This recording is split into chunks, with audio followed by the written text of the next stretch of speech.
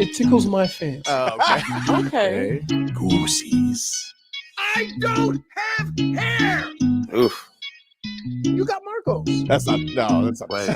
Yeah, That's true. You do got me. Get over here, Marcus. Let me look at you. They don't want it.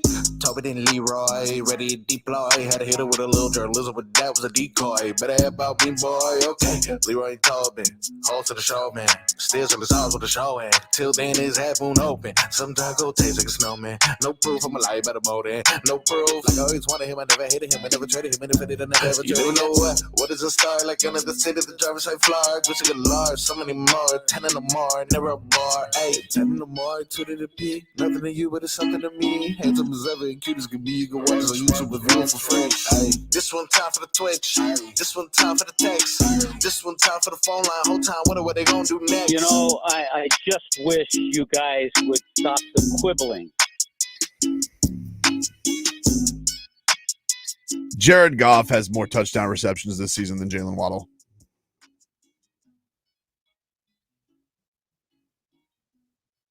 Oof. That's a rough stat. That's a rough stat, dude.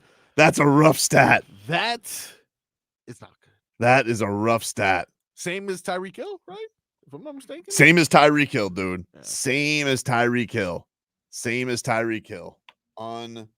Unbelievable. I know exactly what's going on right now, by the way, while we're getting no reaction. Yeah, He's not listening. Leroy, Hold on. Let's do the old routine. He muted doesn't know the his show, so side. muted his side. Got to unmute his Unbelievable. Of all days. Every day. We're getting off to illegal formations just like the Dolphins did. Oh my! Just like the Dolphins did, dude. Oh, look, looking at his phone now. Oh, it's got to mute him too. So.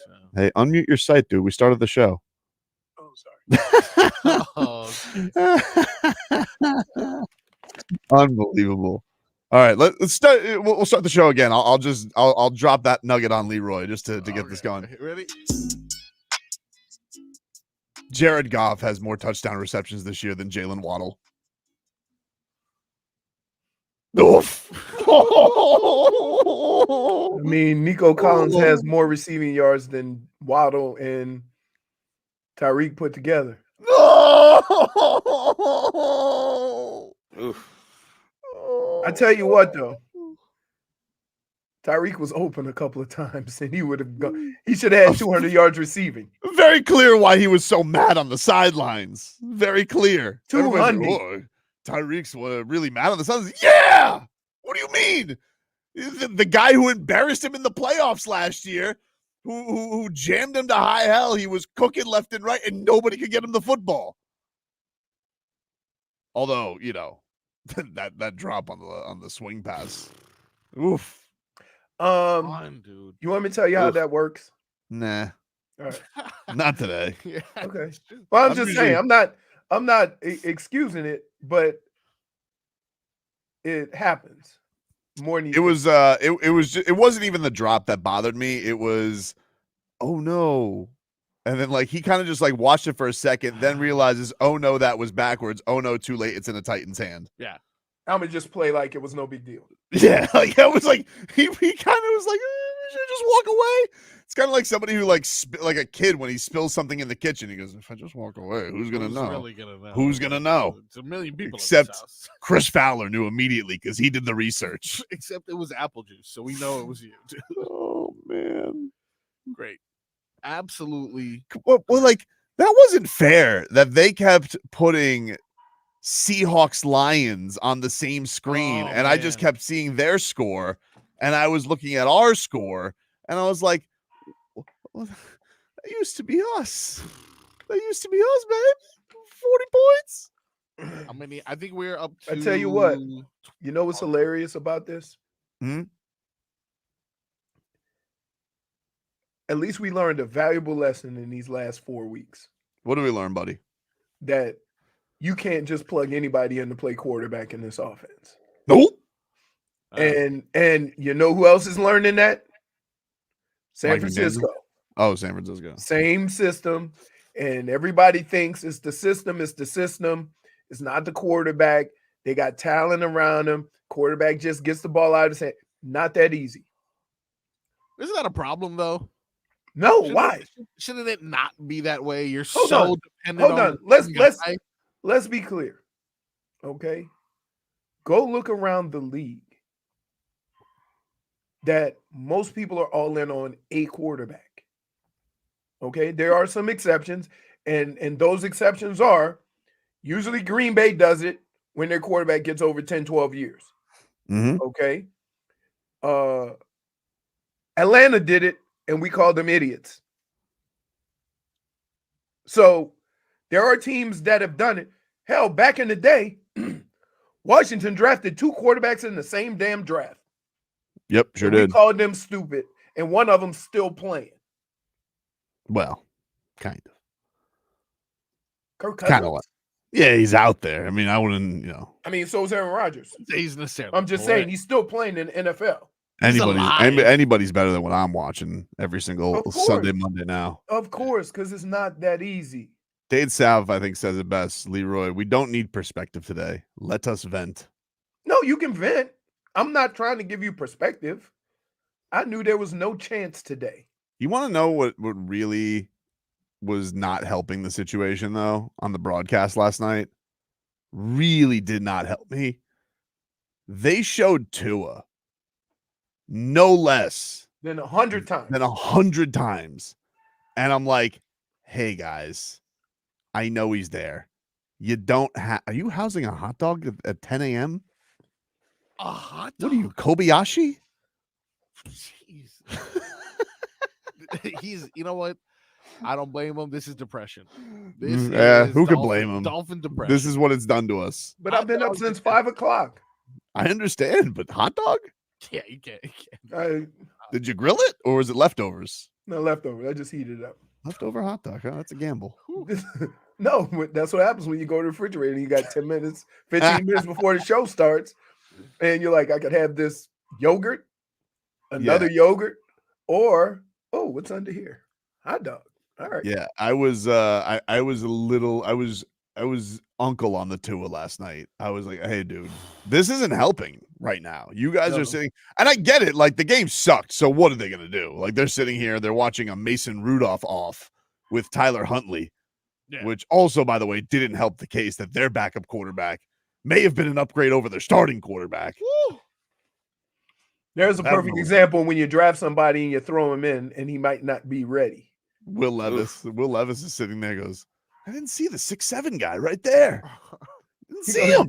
Hey guys, my arm feels much better now. Don't worry about it. I don't think it is. I don't think, Will, you take it easy. You look like you're limping. It's my arm though. No, there's a limp. Did you see the interview at halftime? It says, so if he's healthy, yeah, we'll put him back in there. Yeah, and like mysteriously, he's on the sideline doing push-ups and he ain't healthy. Will Levis is sitting there doing CrossFit to prove that he should be on the field. Like, no, not so much. Guys, I'm totally good. I promise I'm totally good to go back in now if you need me. Oh man, they lost to that team twice. They're never gonna win again. It feels like they're never gonna win again. It feels like I don't even know what it's like. I don't even count that touchdown they scored. It feels like they're never gonna be a real football team again. I was gonna say 12. It feels like football prison. All I know is I've never seen so many guys hurt. You literally could have made a starting team of all the guys that either got injured or weren't playing. And I don't care what you do, you ain't winning. But Leroy, how are they all hurt without playing? Again, I brought this up during preseason and I kept bringing it up. In order to get ready for football, don't you have to play football? Not practice football, play football. You see, and oh my God, then our boys hurt again. I know. The science came on, tapped him on the back of the shoulder and said, hey, it's not that, but Bills do. Understand this. And I'll give you a perfect example. Everybody who I played with, who played football, who had some type of back procedure, right? As soon as even Joe Montana, remember he had that back thing? I don't know if you remember, probably before your time. A little before. As soon as he came back and started playing football again, he pulled the hammy. They all pull a hammy. You know why? Because it's all connected in some way, right? I don't know how they have to tape up Jalen Phillips, right? But all that pressure goes somewhere. And so sometimes it's just a natural thing coming back from a serious injury because you put so much pressure on other parts of your body to compensate, even though you're not trying to. It made me worried because it was something that was clearly bothering him throughout the game, and he was trying to battle through it. And well, then he had it wrapped, so maybe it was bothering him before then. Maybe, but you could see he was pissed off about it, and then he came in, he had that great play where he batted the ball out of the air. Rest in peace to Dikembe Mutombo, gave the old finger wag. And Pete Rose. Oh no. Oh no. What? Pete Rose too? Yeah, Pete Rose. Yeah. We lost Pete Rose yesterday. Yeah. But yeah, when he went off, when he went back to the locker room, that was just it was such a bummer. A player knows when he comes off the field and he don't even try to get back in the game. He just walks in. Like he knew something was kind up. of buckled in the hallway too. Like as he was walking, his knee kind of buckled a little bit too. And I was like, so I don't know how to look at that. So now we're I hope it's not like a. You want to know how they're leading off leading off First Take today? Yeah. Stephen A. Smith, Tyreek Hill leaving Patrick Mahomes could go down as the biggest mistake ever. Okay. Jeez. He was traded, Stephen A.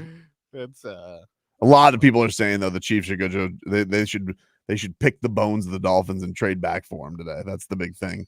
No, because Rashee Rice is hurt. What are you doing? I'm telling you, that's the fodder. What would they give us? Like, there's literally nothing. There's nothing to give except 30th picks, 31st picks. Yeah, you're gonna be in the Super Bowl for the next 5 years. It look like. What deal with the devil did they make? I don't know. Or maybe you know what? Andy Reid. Or maybe somebody said, you know what, Andy Reid, they've been on you for a while. We're gonna give you your flowers. I guess so. Nah, I like Tobin's idea better. Deal with the devil? Someone made a deal with the devil, and it was Andy Reid. You saw how funny he got all of a sudden? Come on. Jovial. It just doesn't happen. Got away from Philadelphia. Wow. Maybe he's finally getting reward points back for all those years. So headlines are brought to you by Drought.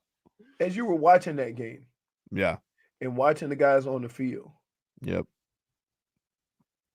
I could tell very early, wow, they're not better than the other team. And I don't know what there's too many guys out. Like everybody's searching for a special elixir or potion to get the stink off of them. Mm-hmm. And I all you I can think do is weather the storm. I think the thing that's this is one of those though. Like they're trying to hold back whatever they can, and it feels like the water's already rising, man.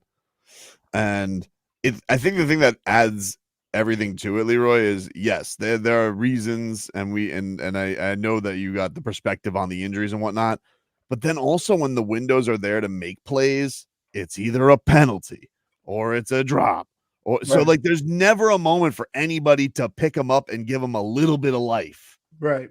And that's just if Tyreek, if the ball gets to Tyreek one of those two times. Right. It's right. Just and then the defense hopeless. Right.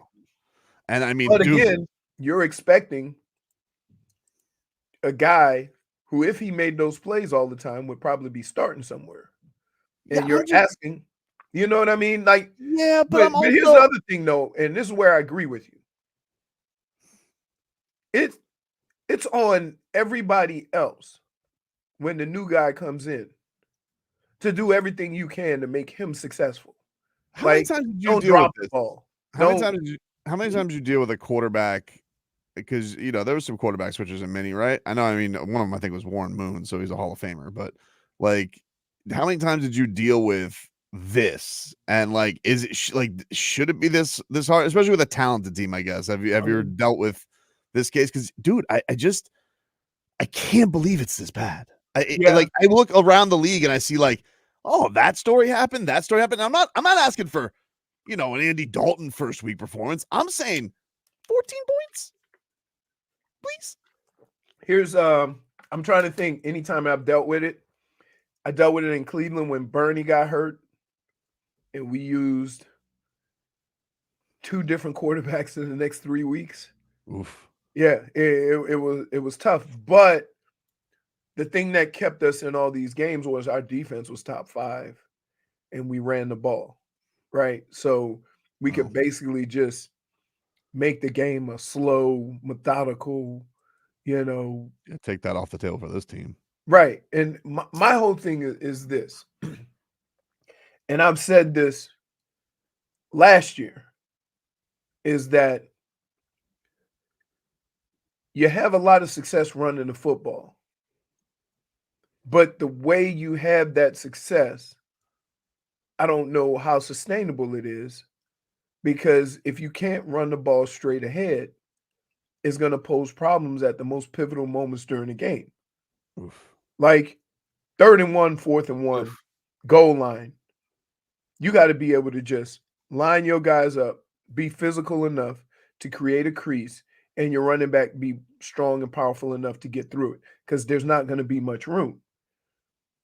Instead, it's 4th and 1, 3rd and 1. We're throwing quick passes or running these sweeps, and those guys are fast. Every day they practice pursuit. Every day they practice contain. So the first guy makes Tyreek bubble, and when you see that little bitty bubble, you think, oh, no big deal, he can get around him. It gives the defense 1 or 2 more steps to get out there, and then you have a 3-yard loss. Hence my other saying, 2nd and 7 isn't terrible. Devon Achane, 10 carries, 15 yards. Right. I haven't seen a long carry all season from him. Well, that's all we saw last year. Well, because again, look at the style of runs. Most of them were just outside the end, just outside. And so what they're doing is, right, even in the past, get those guys upfield as quick as you can and keep either the quarterback in the pocket and keep the running back and turn him inside. Now, that's fine if you get the 3 guys in front of you to block those 3 guys, the linebacker, the tackle, and the nose guard or whatever. But when you have penetration there, then the outside guys don't have to worry about nothing. Just be a body in the way, because you're turning it into a mosh pit, basically. All right. Headlines brought to you by Doral Volkswagen. At Doral Volkswagen, choose from over 300 new Volkswagen models in stock. Like the Tiguan, the Teos, and the Atlas. Remember, when it comes to Volkswagen, the great deals are at Doral Volkswagen. Your final score last night, 31-12. Woo. Box score yesterday. Snoop Huntley, 14 of 22 for 96 yards. Now, you know what's crazy? Only threw 22 passes. So, out of curiosity, what was the time of possession? Time of possession yesterday. It doesn't take that long to go 3 and out. Dolphins 25-08. Titans 34-52. Not as bad as the stats would indicate. How about Go ahead. Tyler Huntley was the leading rusher, 8 rushes for 40 yards with a TD. Jaylen Wright, 9 carries, 32 yards. Tyreek Hill, 3 catches, 19 yards. And Devon Achane, 10 carries, 15 yards. Fat Cat Waddle, 4 catches, 36 yards. Fat Cat Tyreek Hill, 4 catches, 23 yards. Intangibles Tanner Connor, he had catches last night. 2 catches, 15 yards. Not bad. Hey, here it is. Game Boy 305. See, Leroy, we needed online help, like drafting Penei Sewell, but no, you said it wasn't important. That's not what I said. I said it's more important that you have the same 5 guys working together, which, if you look at the Dolphins, they do not. I'm curious to see how Big Boy did, though. Who? Left tackle. Paul. Paul, you like what do you want? His grades or something? No, I'm just curious. We didn't hear, we didn't really hear about anybody going by him or anything like that. But yeah. Remember Robbie, the infamous words, they don't have the balls to draft Penei Sewell. Dude, I have never heard a guy on a draft show lose his mind. He lost his mind on the draft show. Oh man, Campbell, toast of the town. Man. Wait, remember that? Nobody wanted him, though. Stop acting like all of a sudden you said we should keep him as a coach. Yeah, why do we keep doing the Flores and Mike McDaniel thing? How about we talk about the idea that they hired Adam Gase instead of Man Campbell? Yeah, it's true. And everyone's like, oh, Mike McDaniel, he has such a special relationship with his players. Yeah, but it's soft, dude. Man Campbell cries for his players, and he bites kneecap. And he's hilarious in Applebee's commercials. So funny. Can I just say, the two are not short press conferences. The two are not related. Mm-hmm. You can be a player's coach and be a hard ass, right? You don't realize how tough Denny was. Denny Green? Oh yeah. He ain't play. But that being said, the temperament of your coach, if he's an offensive coordinator, when you look at the different ways he tries to play football or tries to play offensive football, if any of that were to get over to your defense, you're 100% correct. And I think that before the season, everybody talked about how physical they wanted to be. But when you're defending that offense all camp, even when you're not practicing, that's all you're seeing. You're talking about speed and getting the spots and stuff like that. Sometimes it's hard to be physical when you never have to be. Man Campbell's having so much fun that he felt bad yesterday that he didn't give Jared Goff a game ball, because in Man Campbell's world, he doesn't do the Mike McDaniel where everybody gets a game ball. Oh, yeah. Well, no. Here's the two deal. game balls. Here's the deal. Offense, defense. Wow. And Here's what the happened deal. was, well, let me just tell the go. story. Who got it? So he gives the game ball to Jamison Williams, wide receiver, and their safety, Kirby Joseph. And then they go, no game ball for Jared Goff. He was 18 for 18, Right. 2 touchdown passes and a touchdown catch. He goes, oh. Like, that's how much fun they're having. In Detroit. Woo! The Lions. Actually, everyone does deserve a game ball over there, and he's not giving them out. That's right, because that's the Here. Hey, how about this? Anyone heard of Earl Morrall? He played backup quarterback for the undefeated Dolphins. Can I just say this to you? They threw 12 passes a game. Stop it. Good backfield. Stop it. Excellent defense, excellent backfield, dominant offensive line with Hall of Famers on it. Mm-hmm. Stop with that.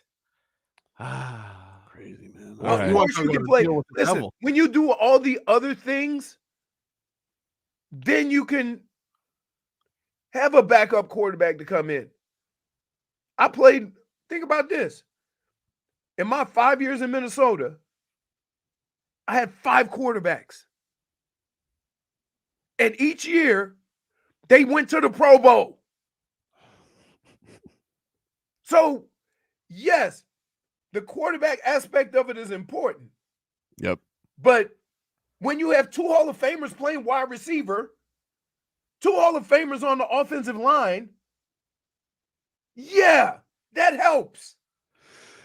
Well, we'll let you get in here. 305-567-0560. It's event Tuesday. 305-567-0560. That's where you guys can get your Dolphins ripping in. Whatever you want. Just don't swear. Otherwise, we gotta abide by some rules. Otherwise FrogBoy's got to dump you. But I know. 305-567-0560. Back after this. Going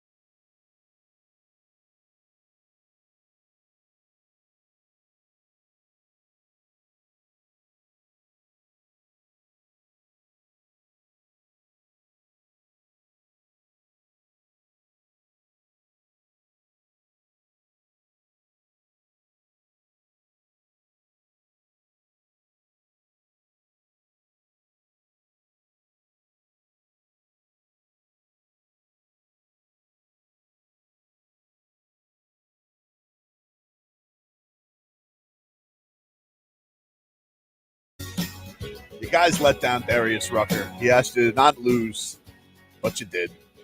Oh, not only did you lose, dude, you got embarrassed. Yeah. Is it embarrassing if you keep doing what you do? When does it become shameless for the Dolphins? Because this is just how they operate. No, I've noticed if there's one thing social media has taught me, it'll never. You can keep doing it. It'll never not be, shameful or cringe like the Costco guys.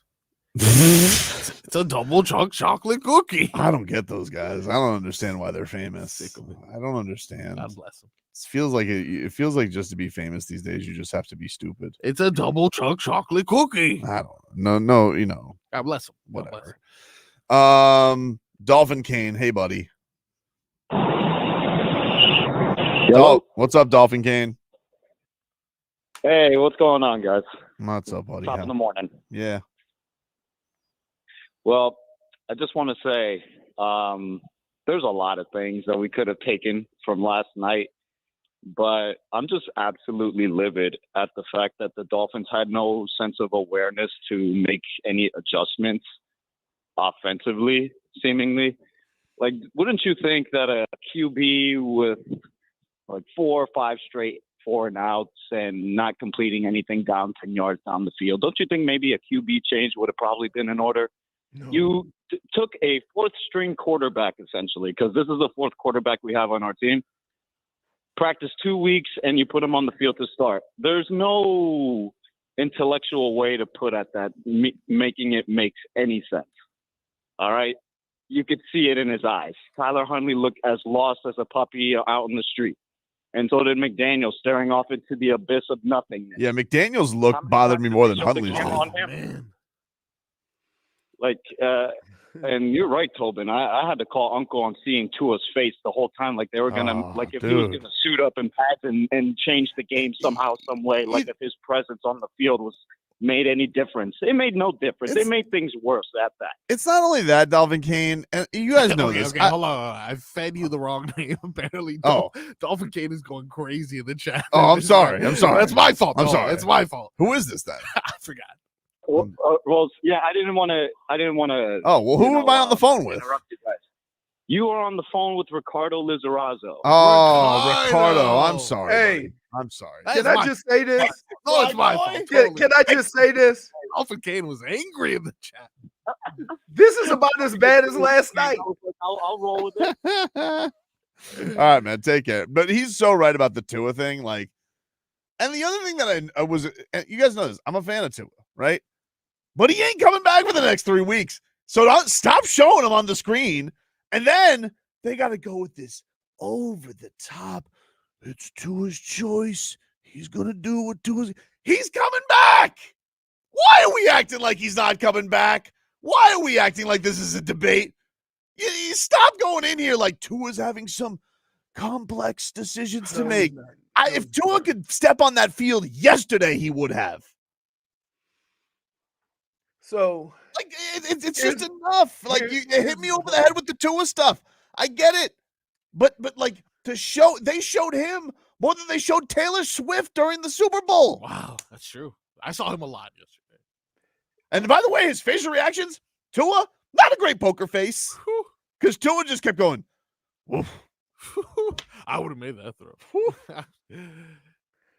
So here's the problem. The problem is everything. If Tua was in the game, what would have been different? I will say that Tua would have made those 2 throws to Tyreek. Sure. Because they very rarely miss on those. But the offensive line, yikes. Yeah. Oof. Yikes. Oof. Not great, dude. And oof. Well, they laughed at us, so don't don't say yeah. I need to take the Cristobal approach, dude. If you're gonna rebuild a team, you got to start in the trenches. That's the way everybody builds a team, Marcos.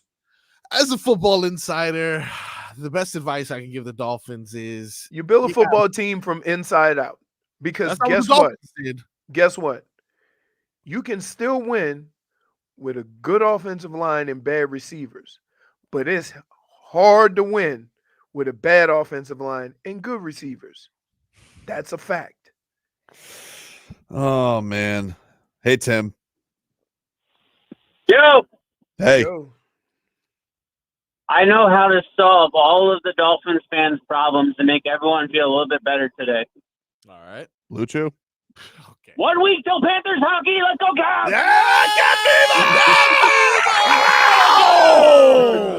He's right. He's right. Wait. Less than away from RVA Richie says, I dosed myself, double gummy, snoring by third. That's all right. You didn't need to waste your product because you could have just kept watching the game and been snoring by halftime. Yeah, you probably were like, there's no, you probably would have been high as a kite, being like, there's no way the offense is this bad. Right. Oh, it What's is. going on? No, it is.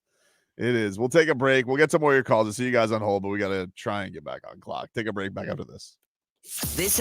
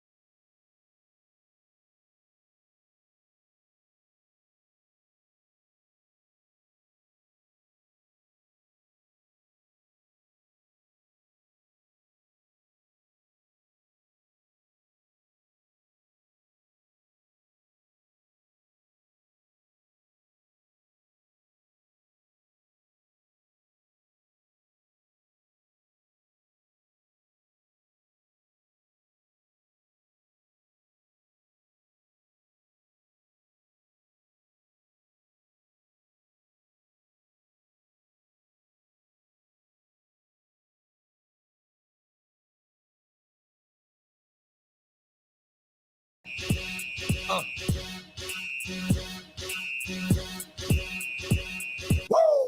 right, welcome back. Tobin and Leroy here with you. The NASCAR playoffs are set for Homestead Miami Speedway at the end of October. And you can win a 4-pack of tickets. See it all unfold. To enter, go to WQM.com/contest. Can't wait to win? Purchase tickets at HomesteadMiamiSpeedway.com. Crazy. Miami Dolphins, of course. Oh, just a disgraceful performance. 32-12 yesterday, losing to the Tennessee Titans. Oof. They dropped to 1-3. The Titans, they get their first win. They say, Will Levis, you sit down. Sit. Take your time. Take your time, Will. I'll tell you what's going to be interesting. Woo-hoo. Will Levis sees the field again. Oh, no. No, he was already leading in turnovers. The coach already hated him too, right? Yeah. Like, the coach was already like, no. Well, you know, that was his exact reaction, mic'd up. That's all of our hearts and souls right now with Mike McDaniel and the way Chris, he's calling. valid point, my brother. Valid point. What do you say? How are these the 5 best O linemen we could find? Dude, not only are these the best 5 O linemen they could find, they said, we laugh at your concerns. Laughing. You know, nobody likes nobody likes an overly confident, egotistical maniac, Chris Grier. Yeah. Bought into your own bowl bleep a little too much. Has Chris Grier ever produced a good O-line? Ever? I mean, there were those like 6 games that Toronto Armstead was healthy. You have to understand that So no. if and here's where I get on people for looking at numbers. Okay.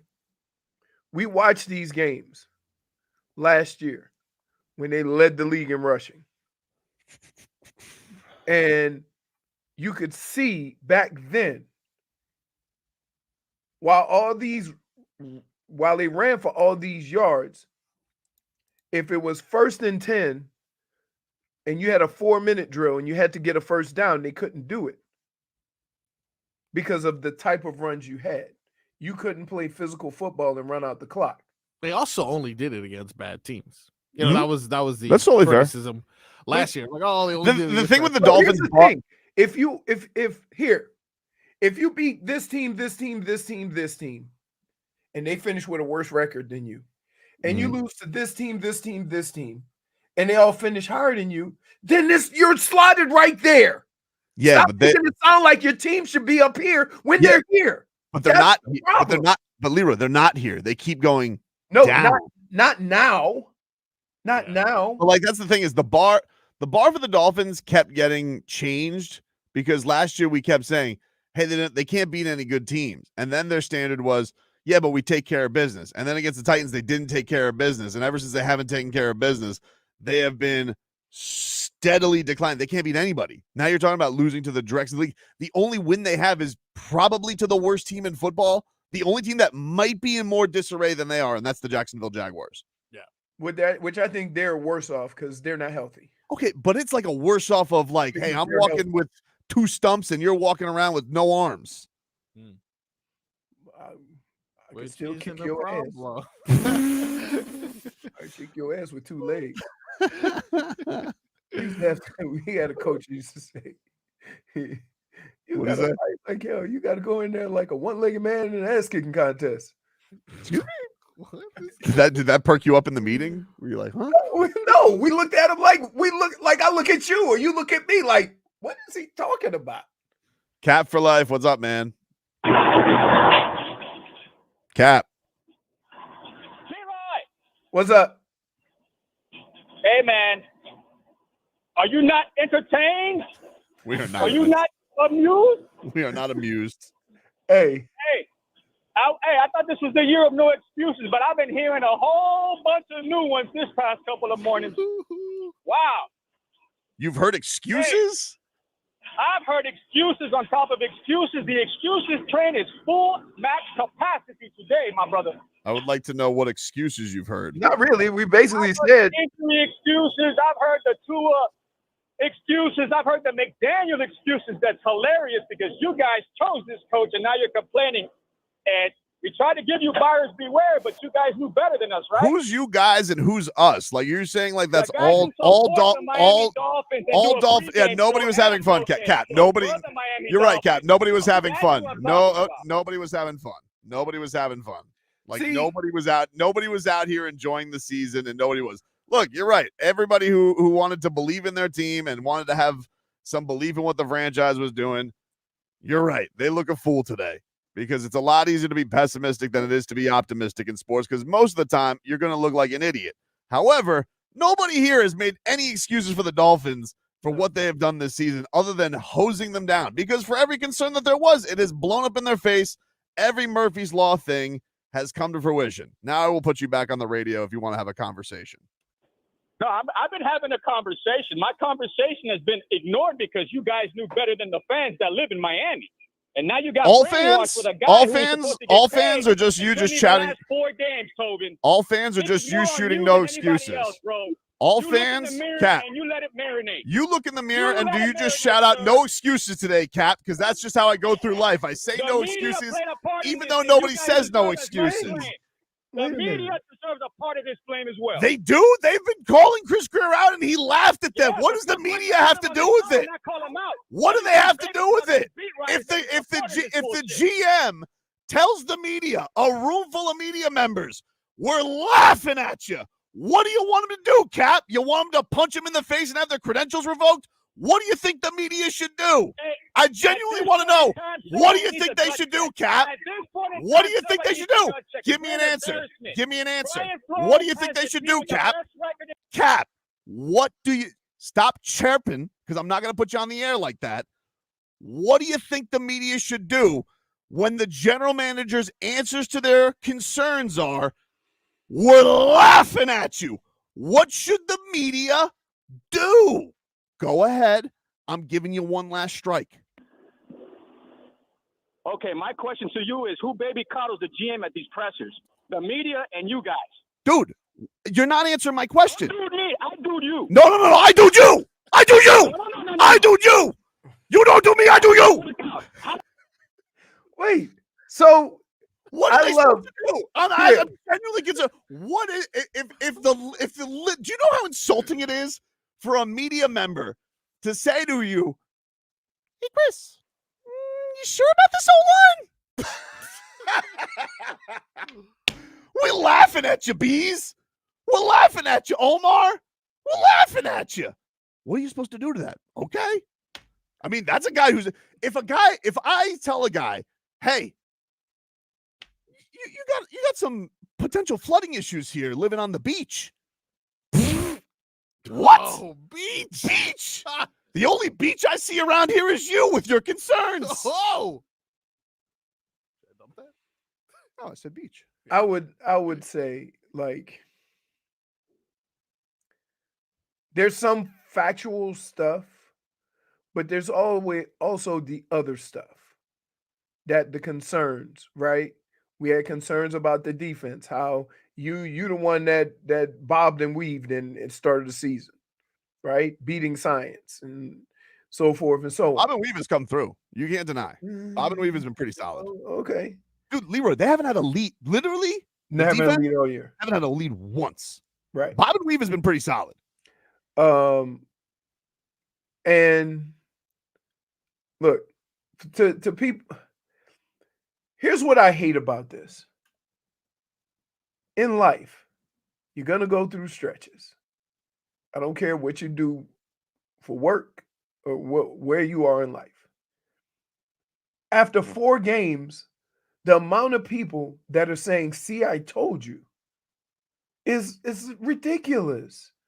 Like, you think nobody's gone through this? And keep in mind, I come from a different place, okay? Bill Belichick was my coach, and they ran him out of town because he didn't have a personality. Nobody liked him. Now, he's one of the best to ever do it. So I tend to have a little more patience. Now, that being said, I'm not excusing Mike McDaniel. I have said over the previous 2 years the concerns I have about how he does things during the game. Okay? I don't even talk about that because I don't know who the hell's running these plays. Which is also kind of his fault. I mean, And they here's chose. the other thing. It told me Skylar Thompson was going to be ready. Here's the other thing. Football is a physical sport. There has never been a team to do any substantial winning that avoided being physical at points during a game or a season. I have never seen this team consistently be physical during any stretch since they've been here. That is always going to be a problem because teams are going to come in and think they can depot you. Yep, And they're going to do it. And it happens time and time again. So they came, remember the beginning of the year? We want to be physical up front. We want to be physical, more physical defensively, right? Holy. How about your boys on the other side? Every play is pull, pin, and pull, and sweep, and this. You never run straight ahead, and then when you do, you get dumb trucked because you're not physical. So there's different waves to this, right? After 4 games, I'm not going to sit here and say, let's fire everybody or say, see, I told you. Because your ingrates haven't been to the playoffs for 2 consecutive years in 20 years. Baby steps. You don't win 5 games and then go Super Bowl.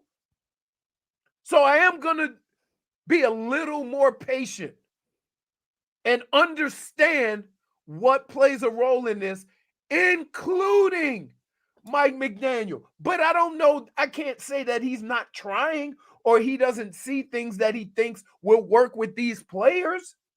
I think the thing that is just a concern with it is, if this is such a complex situation, like, does the guy ever have a failsafe if it doesn't work out? Because you had, look, all things of foresight is, everything in hindsight is 2020, but with Tua, you knew Tua had durability but here's the issues deal. and concussion concerns. The idea that you had, I'm talking about before he got hurt, Skylar Thompson thought of that he was going to have this puppy down.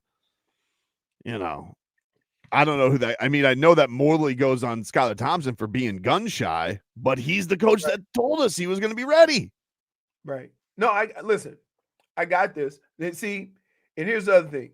Cuban says it right, and I was against it. I feel like they didn't have to put 2 on IR, but they wanted to look good.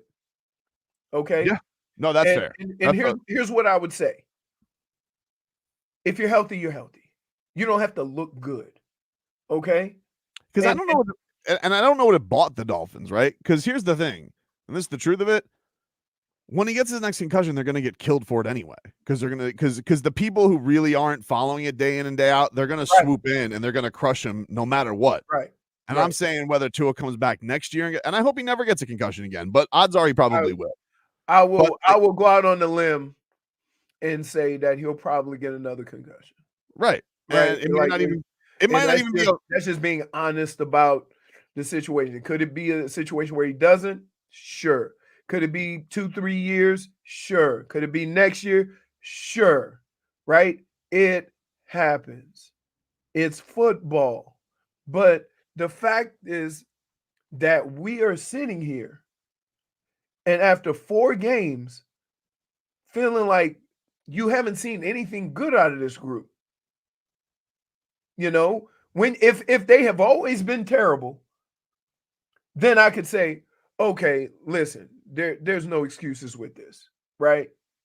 But if I've seen a lot of success in the first 2 years you've been here, and I've seen some things get better, then I'm more along the lines of, I'm going to give you the reasons, but then be mad that you didn't see these reasons beforehand. Well, that's for example, we know damn well that offensive line wasn't great the last 2 years. And Tua pretty much told you the O-line was sketchy when he said, I don't care who's playing offensive line, I get rid of that thing quick. Oof. Right? Okay? We knew. Yeah, but somebody wanted him to run. Right. How'd you like it, Frog Boy? You enjoy your mobile quarterback yesterday? You enjoy it? No. Hold on 1 second. Yeah. Hey, You enjoy him mobile. Mobile. Yeah. You Actually, enjoy him leading the team in rushing? okay. You Cap. enjoy it? All right, Cap for life. You're just gonna keep Enjoy yelling it. things. Who scored a touchdown yesterday, buddy? No excuses. Not his arms. No excuses. It was his legs. No excuses. The last successful thing we've done. Our Snoop is next. This hurricane season, keep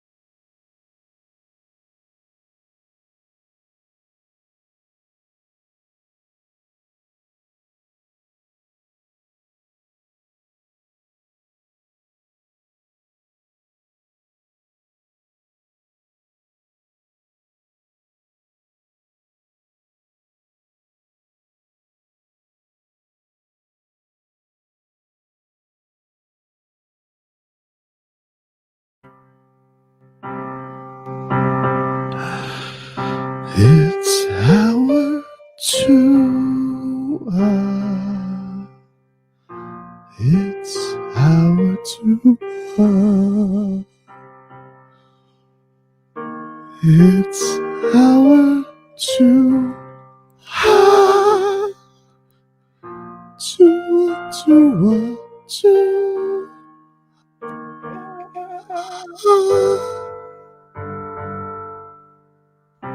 Tua.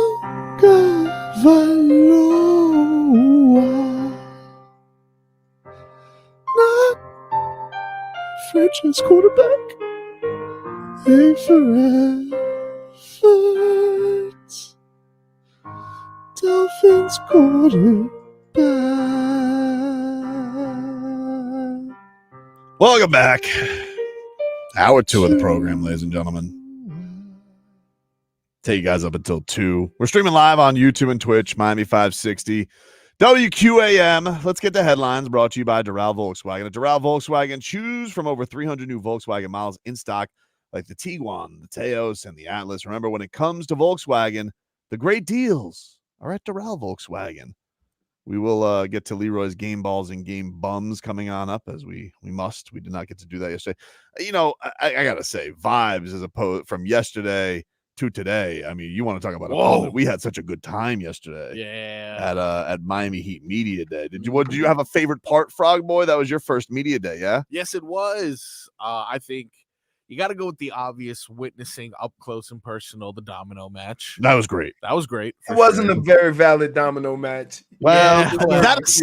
it was valid entertainment. It was Yes. it was valid entertainment. Like, I know whether you my want- favorite part was. What? Tobin, No, you're not gonna do babushka? Oh. I can't believe that was what you got me with. Did you see him turtle up? Did you? Hey, listen, Nico's got very big. One Oh punch. my goodness! Hey, that was worth it. Like, did you see him Yeah. turtle up? What if he cancels me? You think that's funny to make fun of my mom? He goes, "Hey man, not cool. How would you like it if I just went, hey, I am stupid American?" Cheeseburger. Oh my god. No, but it was fun. He was great too. He's a great interview. Yeah, For sure. Especially where he's it's fun seeing it is one of the things that's fun about seeing guys year after year. It is seeing how they grow up and they get more comfortable in their own skin. I mean, was he 19 when he got here? Yeah. Yeah. Barely get 2 words out of him. I tried to ask Spo because, like, it's a difference with a guy coming from Europe at 19 after playing 3 years of professional basketball and a guy being one and done in college. Mm-hmm. So I was curious, does he treat because he kind of treats him the same way. Yeah. But they're not the same. They got to go earn it. This is what he was. I know putting they out got to there. go earn it, but they're not the same. But man, hey, Nico looked like he's starting to get his man body. Dude, he was thick. huge. He wasn't no skinny. He was thick. Huge. Yeah, definitely big. Yeah, because we saw him and we saw him and Bam. I mean, Bam's obviously like more muscle. He's 27, but Yeah. geez, Nico got You tell the difference between him and Pella Larson. I know like their age is similar, but like he's had a couple of years in the system already. And you can tell Pella Larson still fresh. Great hair though. Great hair. Great hair. Great hair. I think Pella he'll like when you get a couple of years of only basketball and you ain't hanging out around school and stuff like that. So that means you're working out, you're doing workout specific things to improve your game, right? I think you'll start seeing the change. Because even though Tyler's still skinny as hell, he is more built than he was when he first got into the league. For sure. Yeah.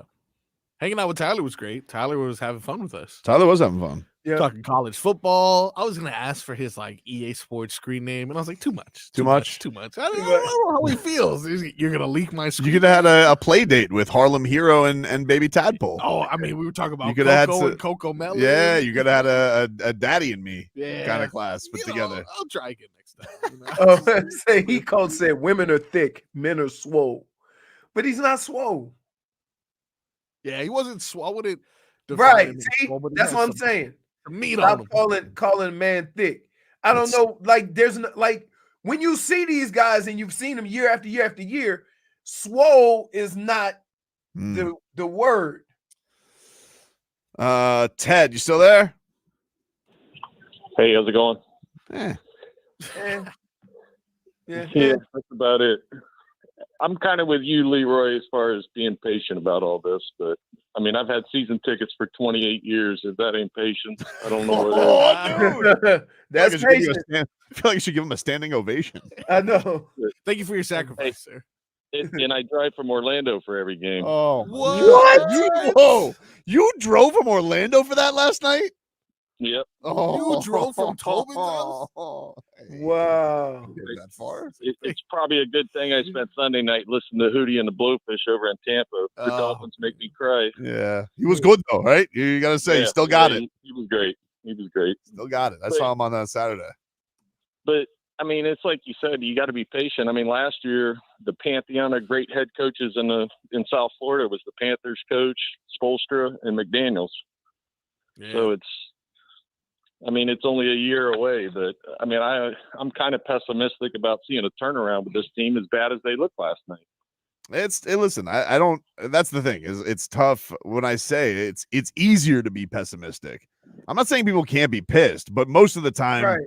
as a fan, you're going to be wrong. Like that's just how it is. I mean, unless you're like a bastard Patriots fan from like the 2000s. It's only Like, one fan base that's right a year. yeah, and right now it's just the Chiefs. Everybody else feels like they're banging their head against the wall. Now the Dolphins are flailing a lot worse than a lot of other franchises are right now. But yeah, man. Look, I don't have anything to spin for you, man. It's bad right now. The thing that's most frustrating to me is this is too early into this process to be this banged up. Yeah. Right? Because if you look at a team, and I'm gonna use this as an example, look at a team like Houston with a new regime, new coach, and what have you. They have a lot of young talent, then they added veterans to it. But they still have that youth to where they're always going to be relatively healthy. And that's the thing that really, kind of gets me is that you should have more of an injection of youth into this team to be able to compensate for the old people getting banged up and taking practices off and stuff. It could be used as a period to develop The old love next man up, right? Say it again. The old love compensation. Mm-hmm. So I think that's the thing that would get me more than anything. All right, Leroy, if you still can, I can. We got to gather around the locker room, and Leroy will hand out his game balls and game bums. We'll take a break. Back with more after this. This hour of Tobin and Leroy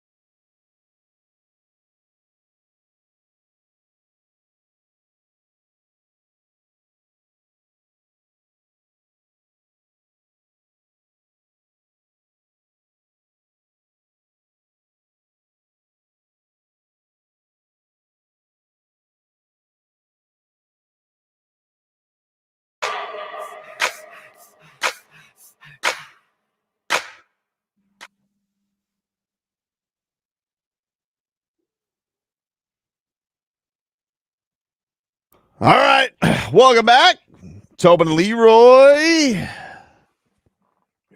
You guys up until 2 here on the program. Hey, joined the WQM on-air staff at Smoke on the Water in Weston.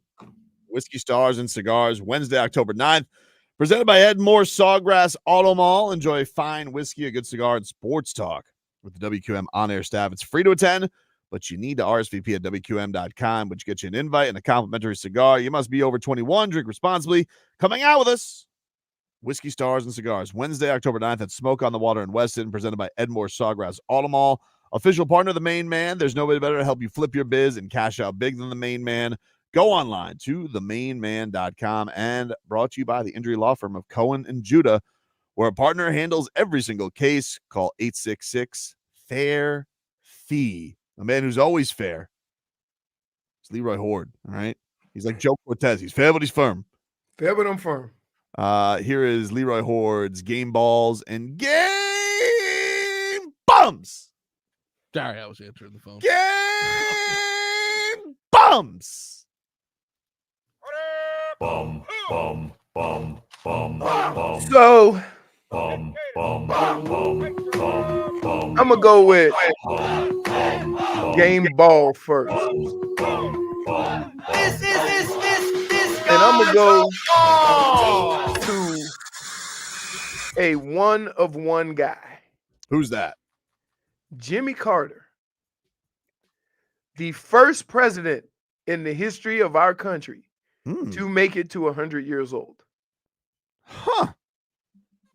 Really? There you go. Wow. All right. Now, I did that because let me pull out my list of game bums. Oh, wow.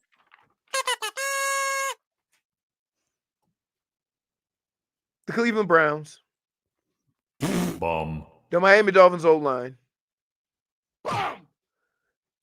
The Miami Dolphins front office. Woof. They just get the pea shooter? Yeah, no.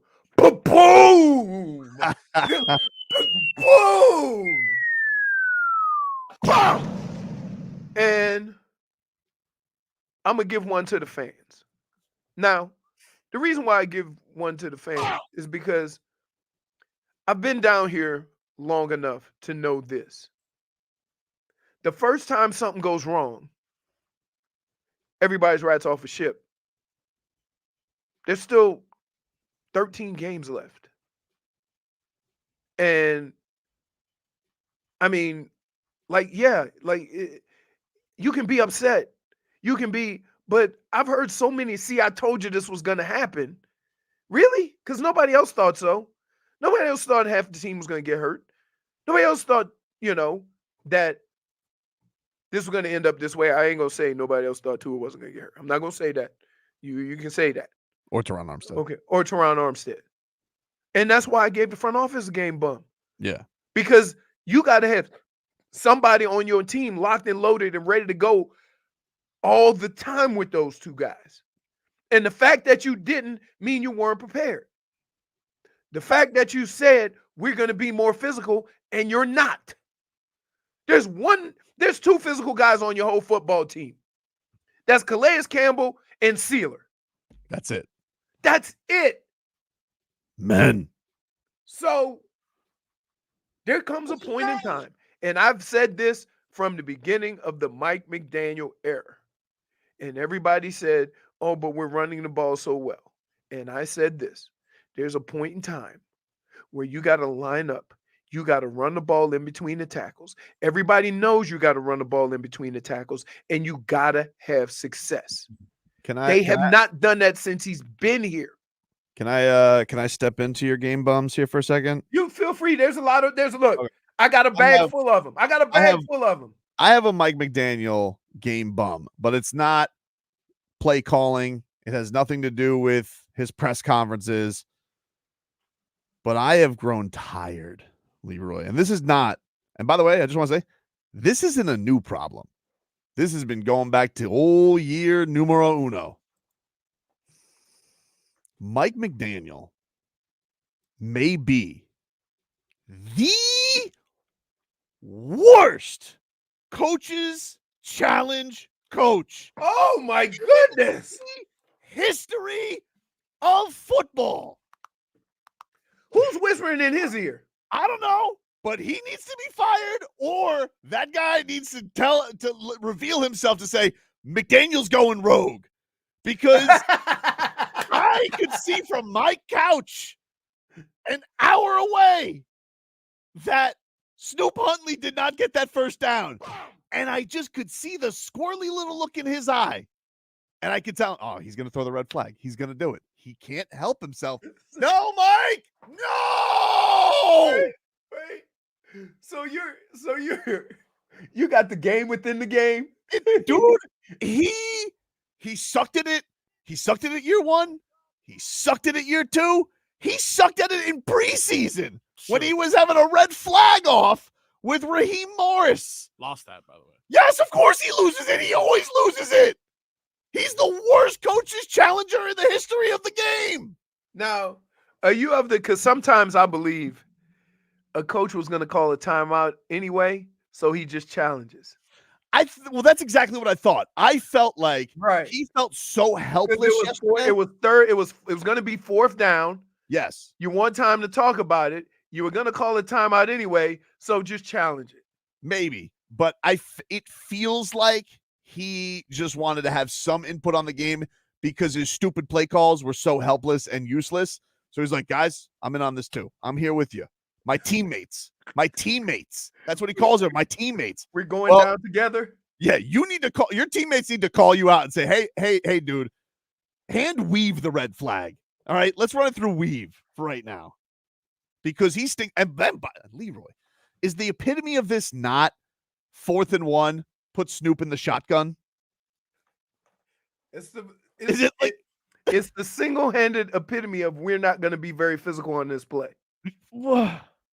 Because here's the thing. As a back in short yardage, I want to be going downhill as quick as possible. If you're in the shotgun, you got to wait and you got to take a lateral step. So even to that point, it's not shotgun short yardage runs. I was like, no, hey, coach, can we we got the big boys in, right? We got, Randy or Chris on the outside, but we got 2 big tight ends with an excellent offensive line. Can I get this thing going downhill? Right? So, yeah. But I can't remember the quarterback ever being under center. And part of the reason is because they want to get back from that old line. I know why they do shotgun. Oh, man. That's game balls and game bums. Yeah. Hey, Chris. What's going on, Chris? Hey, guys. Thanks for taking my call. No problem. Calling from Upper Peninsula, Michigan, so 100 miles north of Green Bay. Go Blue! Before I get into the negativity of the Dolphins, I just want to say thanks. You guys make the fan experience better for guys like me who are across the country.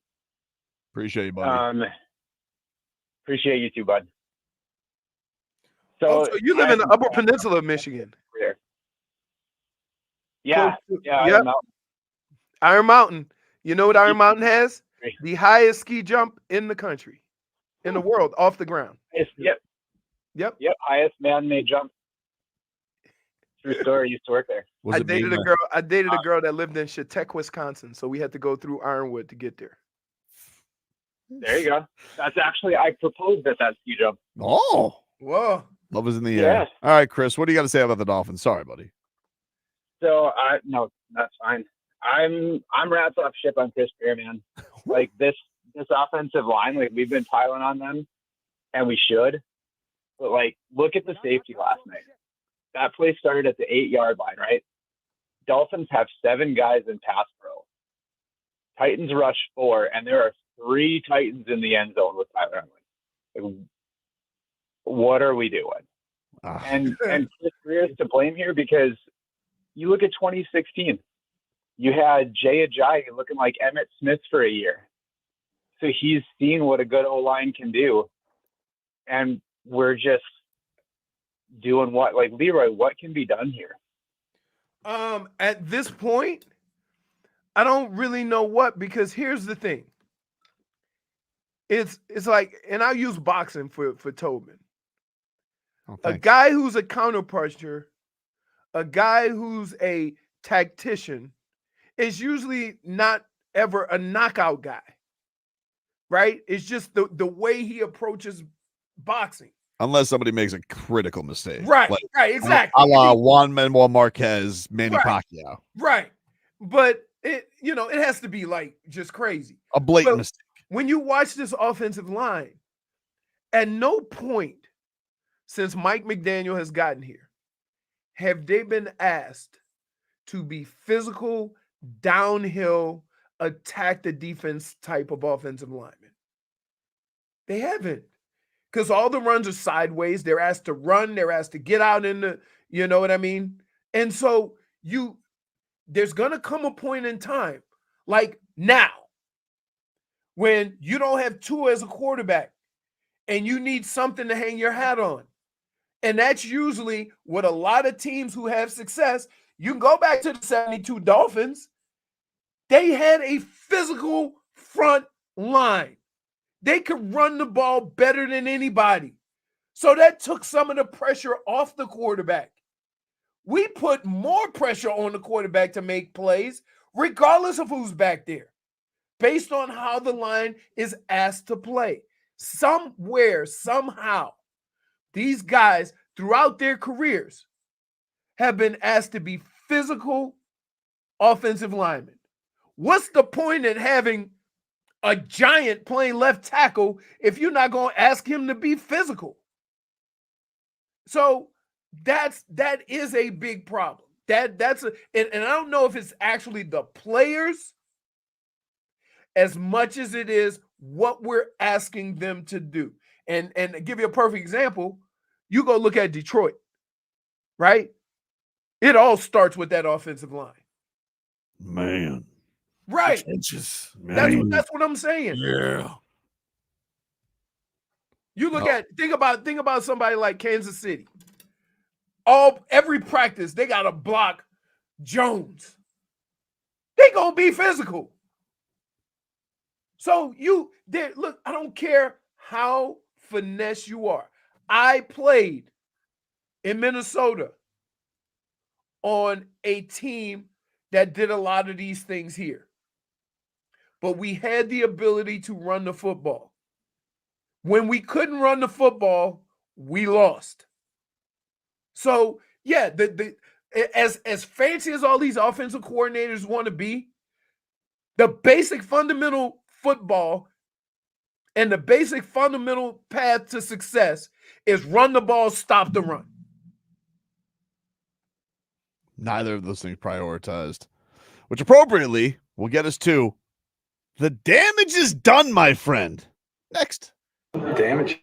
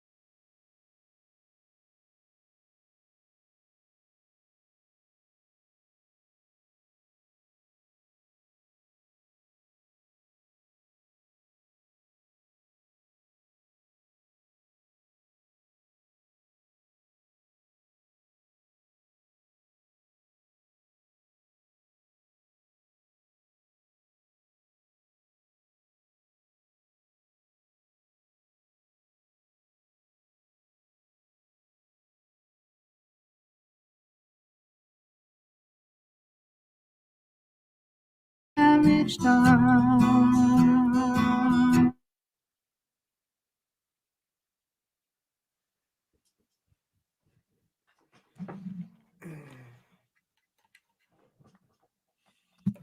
All right. Welcome back, everybody. Tobin and Leroy here with you. Got to check in on a little chipmunk. What happened with the chipmunk? Rebecca had a wisdom teeth pulled yesterday. Oh, I no. thought you were checking on an actual chipmunk. No, we had a squirrel. Yeah, I know. Well, with my house this past week, Sunny Bunny took out a squirrel, so you never know. Back where I grew up, somebody would cook that thing. Seriously. So damage is done. Here's where we go. Pro Football Talk yesterday. A Tyreek trade from Dolphins back to Chiefs would not be easy to pull off. And apparently, Tyreek Hill didn't speak to reporters yesterday. He was very visibly upset on the sidelines. Mm-hmm. Because, he probably should have had 2 tutties yesterday with any competent quarterback. And I don't mean to pile on Snoop Huntley. I know he was coming into a tough situation. Trust me when I tell you, I'm not hosing him. Like, I don't hold him as accountable as I do Skyler a couple weeks ago. Skyler's been in this team for 3 years. Yeah. Like, you can be upset that a play didn't happen while not saying it's all on Snoop, right? Tyreek's just mad that it didn't happen. Right. He's not saying I got a bum quarterback. He's just mad that it didn't happen. And a lot of people are going to take that the wrong way. But the idea of trading Tyreek Hill back to the Chiefs, like, let's just put on Looneyville hat. There's no way, in good faith as a general manager, I couldn't respect Chris Grier if you traded him back to the Chiefs. I literally would trade him anywhere. I would trade him to the Bills before I would trade him back to the Chiefs. You can't do it. The Bills, though? You can't do it. Okay. You can't do it. That's right. The damage is done, my friend. It's true. I don't want to hear it. Damage is done. We all had our funsies, back-to-back record-breaking seasons. Meanwhile, the Chiefs kept winning Super Bowls. Now you're going to go give them back? And they got the Super Bowls? Imagine.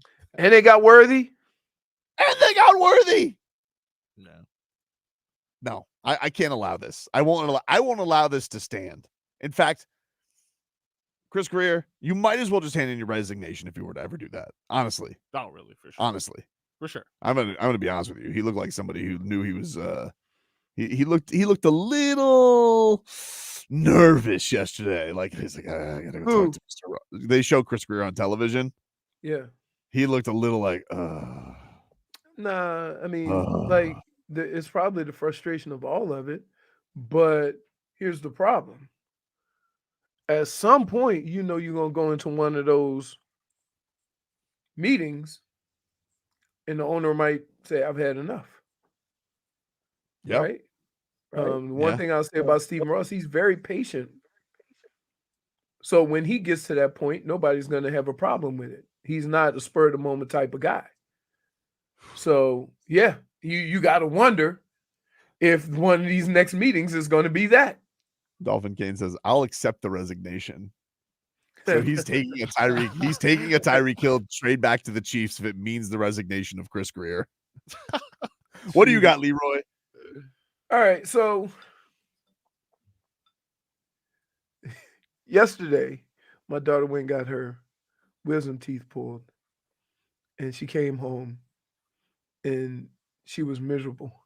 Oof. And usually when you call the doctor or the dentist, they say, yeah, we had to get up in there, right? More than we thought. So she might be experiencing a little extra discomfort, right?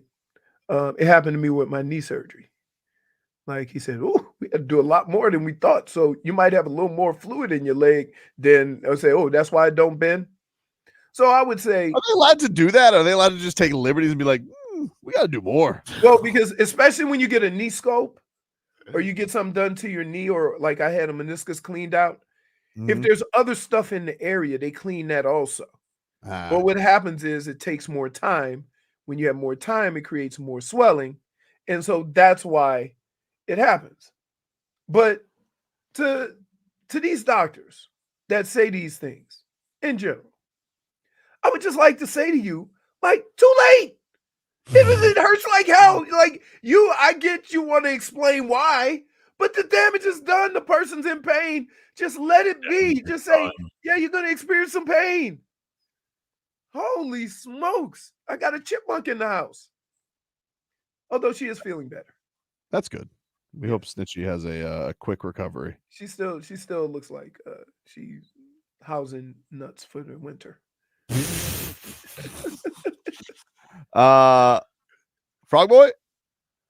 My damage is done goes to none other than CTESPN reporter himself, Antonio Brown.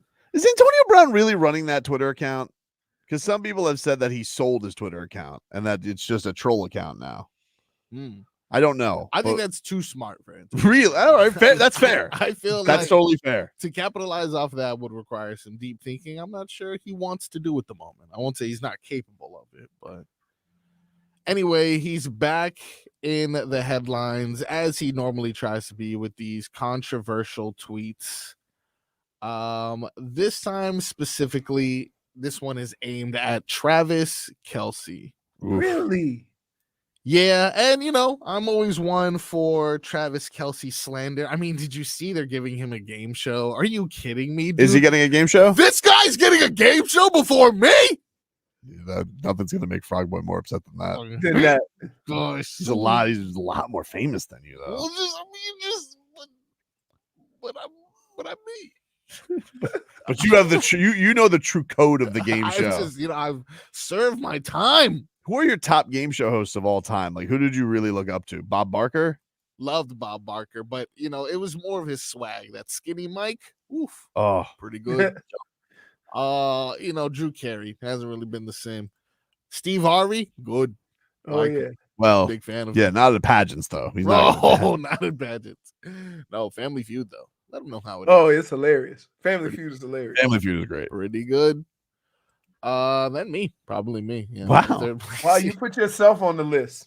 Yeah, ahead of Alex Trebek. Just I don't make the rules, guys. I just follow what the people are saying, more or less. But nonetheless, game show. Can't believe it. Are you smarter than a celebrity? That's it's like, are you smarter than a fifth grader? But they need celebrities because they don't have a real host like me to really draw the audience in. Interesting. Let's anyway, get Antonio Brown on it.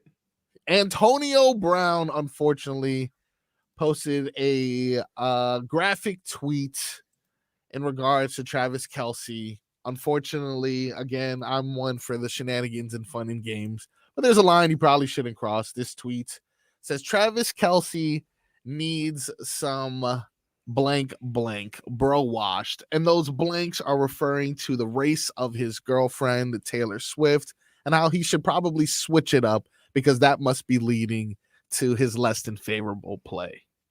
To me, I think Antonio Brown, we've had enough of your crap, dude. Anything that you tweet now is just a cry for help at this point. It's also got pretty good for him since he started dating Taylor Swift. I mean, he did win the Super Bowl. He got $100 million podcast deal. Got a new show coming out. Literally is just doing the football for funsies now. He doesn't need to do it. I'm all for Travis Kelce slander, but this isn't the way to do it. No one listens to you. You're the boy who cried CTE. Antonio Brown, the damage is done, my friend. Damage is done, my friend. I would like to do a Maury Povich episode where Antonio Brown is just confronted by all the people he stiffed on money. Oh, man. Because there's some really crazy stories out there about that. So many different things. Like, how did you not? But also, like, how did, once you know it's Antonio Brown, you got to get that up front. Like, after a certain point. Yeah, definitely after a while, your reputation has to precede you, Man. Still waiting. That's damage is done. Take a break. Get to a lot more here on the other side. If you do want to get on the Dolphins, 305-567-0560. Back after this.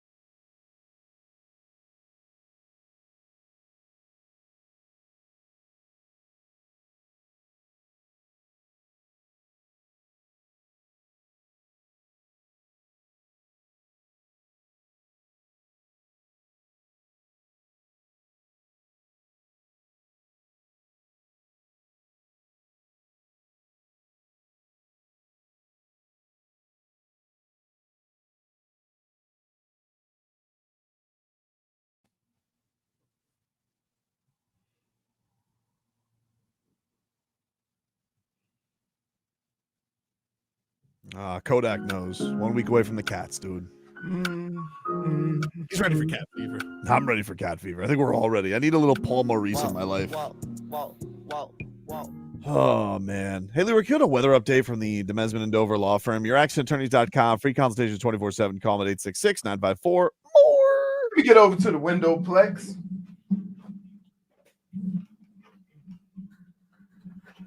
It's partly cloudy with a slight breeze. Clouds are hardly moving.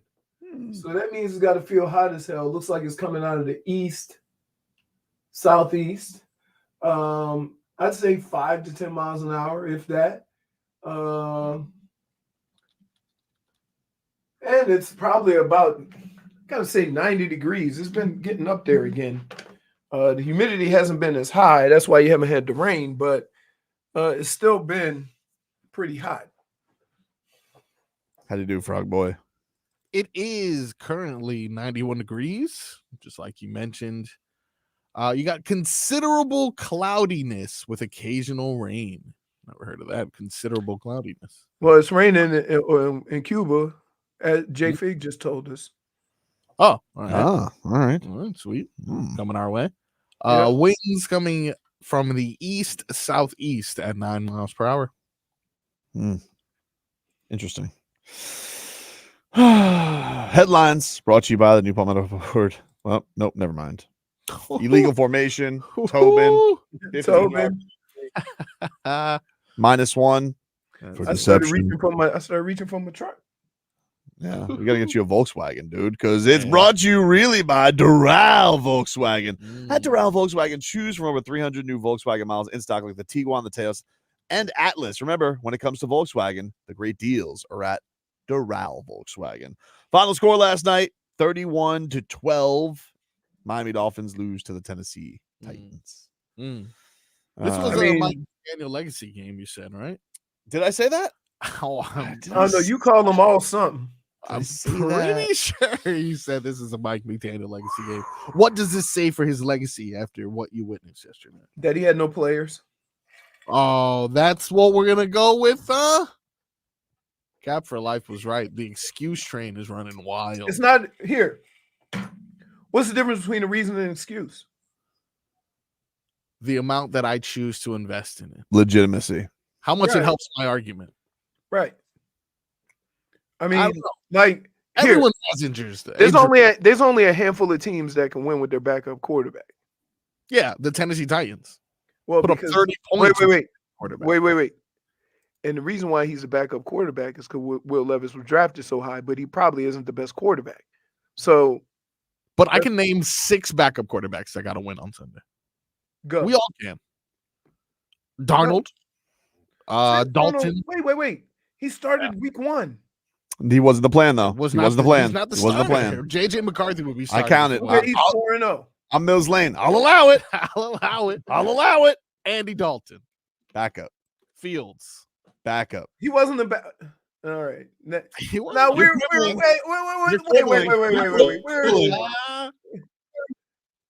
Was he a backup? If he, can you be a backup if you start Kurt Warner? Kurt Warner ended up is a Hall of Famer. We gonna call him a backup quarterback? Why don't you do Tom Brady too? Do Tom Brady too. Right, that's what I'm saying. Mike Tomlin said Russell Wilson had pole position. Correct. He got hurt. Backup quarterback. Count it. Joe He's Flacco. never played one play. Count it. Joe Flacco, Right. another backup quarterback. Go, keep going. You're Joe looking around. Are you going to count Joe Flacco as the Yes. backup? How about Malik Willis, who beat this team last week? Malik Willis. How can you forget? That counts. So far, that's 5. I don't even know who's available out there, but I'm sure I'll be able to find 6. I'll find 6. You give me a second. I give you that's more than I thought. It's just everyone seems to be having success regardless of injuries. And I'm not talking about world-breaking success. I understand we're not going to be the offense we were last year, but holy crap, could I get a touchdown that doesn't involve, a scramble that was disgusting looking? And then to pick it off on the 2-point conversion, it's just like, of course we're going to get picked off on the 2-point conversion. I'm sure Tyreek Hill's loving today that the conversation is all mistake it was for him. At that point, Leroy wasn't watching, so I don't know anything of what you're talking about. No, I completely get it. It was fourth quarter. Finally, he runs into the end zone, and then we go for 2 interception. And it's like, okay, yeah. Is Tyreek Hill going to be treated like that? Who was that host who left American Idol and let Seacrest become Ryan Seacrest? Is that going to be Tyreek Hill's legacy? Because it feels like anytime things go bad for the Dolphins, they're like, woof, can you believe he's down on the Chiefs? Brian Dunkelman. I don't remember Brian Dunkelman. Listen, it's okay for Tyreek to be upset, right? I mean, you kind of want that frustration on your team so that guys feel obligated to do better, right? Now, when they get in the meeting rooms, people need to be called out. Yeah, and I hope one of them is to Tyreek Hill for laying a ball right to a Titan. That should have been a scoop and score. Seemed like Chris Fowler was the only one who did. He didn't no lay it. Oh, he I've had that same thing happen to me.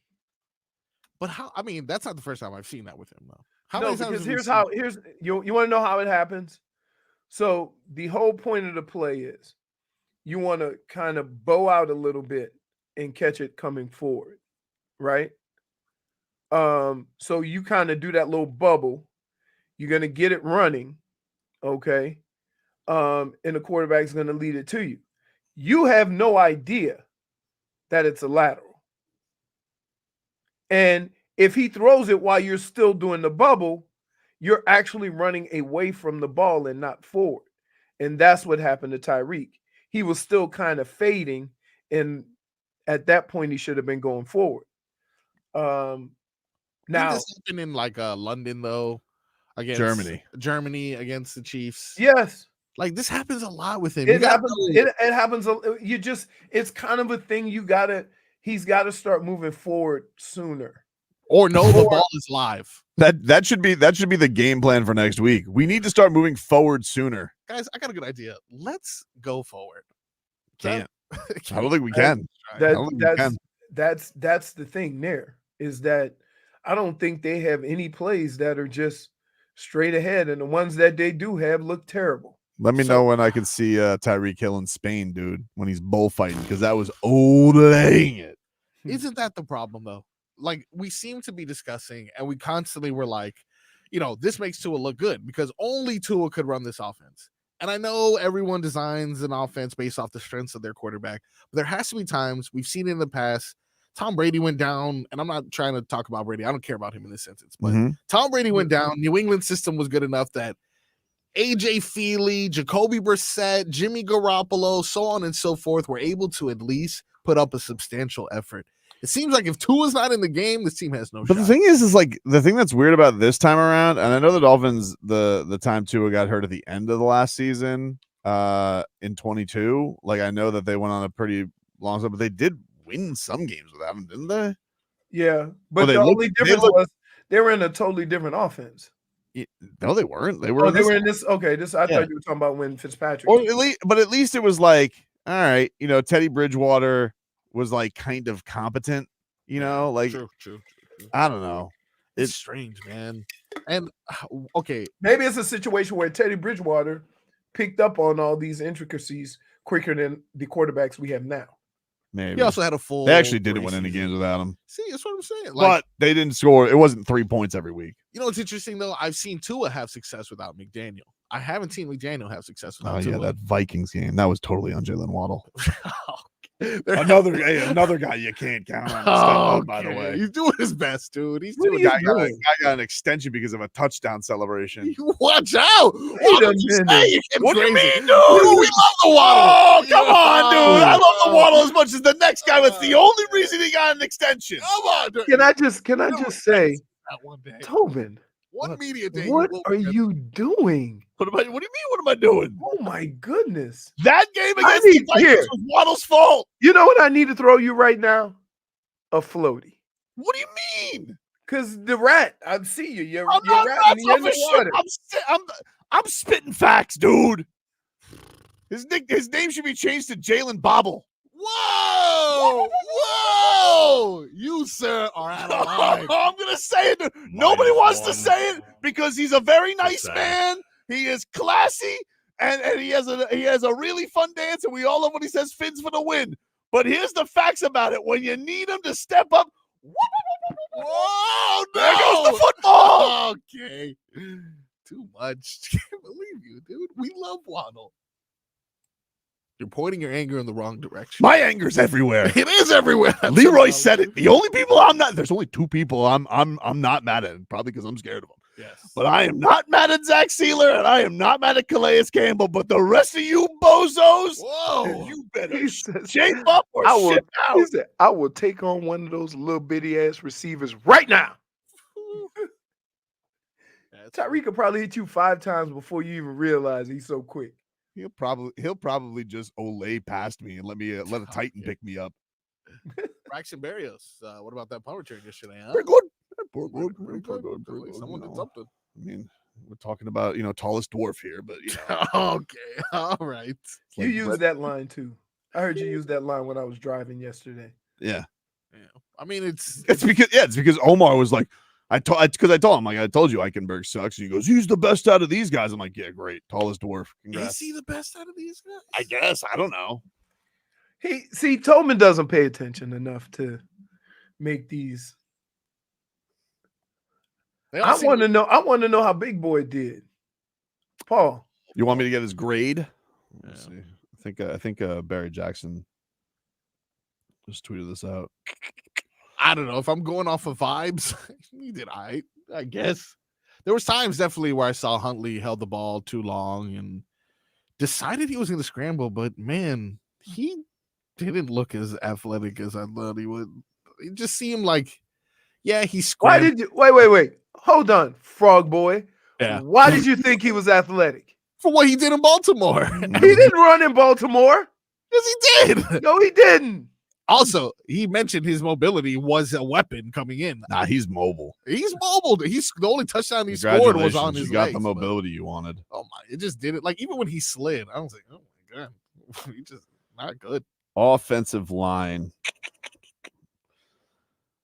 All F's across the board. Wow. Offensive line. Pro Football Focus rated right guard Liam. This is from Barry Jackson. No way. Liam Eichenberg, the Dolphins' best player on offense on Monday night. What? Center Aaron Brewer was rated Miami's 4th worst player on Monday night. Left guard Robert Jones was rated Miami's 3rd worst player. Left tackle Patrick Paul making his first NFL start while Teron Armstead is in concussion protocol permitted 3 pressures and a sack. Every other starting offensive lineman except Brewer permitted 2 pressures. PFF rated Brewer as Miami's best pass protector against Tennessee, while Eichenberg was rated the Dolphins' best run blocker. See what I mean with him? Like, these are the stats he leads in. Oh, our best run blocker? Oh, you mean for getting Achane 15 yards? Great. It's like being the leading scorer on the Pistons. Well, that also means that nobody else was run blocking very well.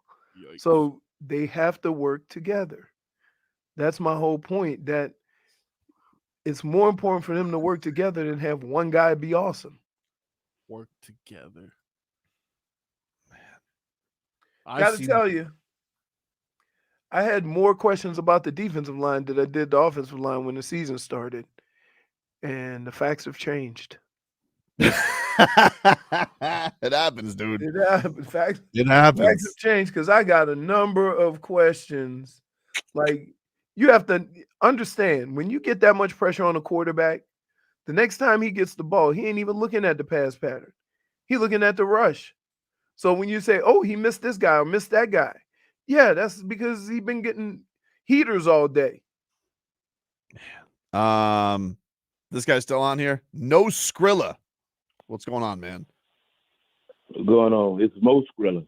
Mo Skrilla. Mo Skrilla. Yeah, FrogBoy, that was on you, dude. Of Okay. course it was All right. Mo Skrilla. Who No. doesn't want no Skrilla? No, it's Skrilla. Skrilla. I'm all about, Hey, what's Sorry. that, man? First time calling, man. Appreciate you guys, man. Love you, too. Hey, thanks, buddy. Thanks for calling. in. I like say I got a damage is done. My damage is done. The Miami-Dade Police Department for ruining our season. The first part of the season. That's where it started. That's where everything's there. It's been terrible, man. Wow. Yep. Well, kind of. No, wait. They won that game. Yeah, but you're running on adrenaline, All right, let's see some more of you guys calling in. We'll get to 15 minutes of Game Day Uncensored coming on up. We'll hear a little bit we'll hear from Mike McDaniel. Back after this. This hour of Tobin and Leroy is sponsored by Kendall.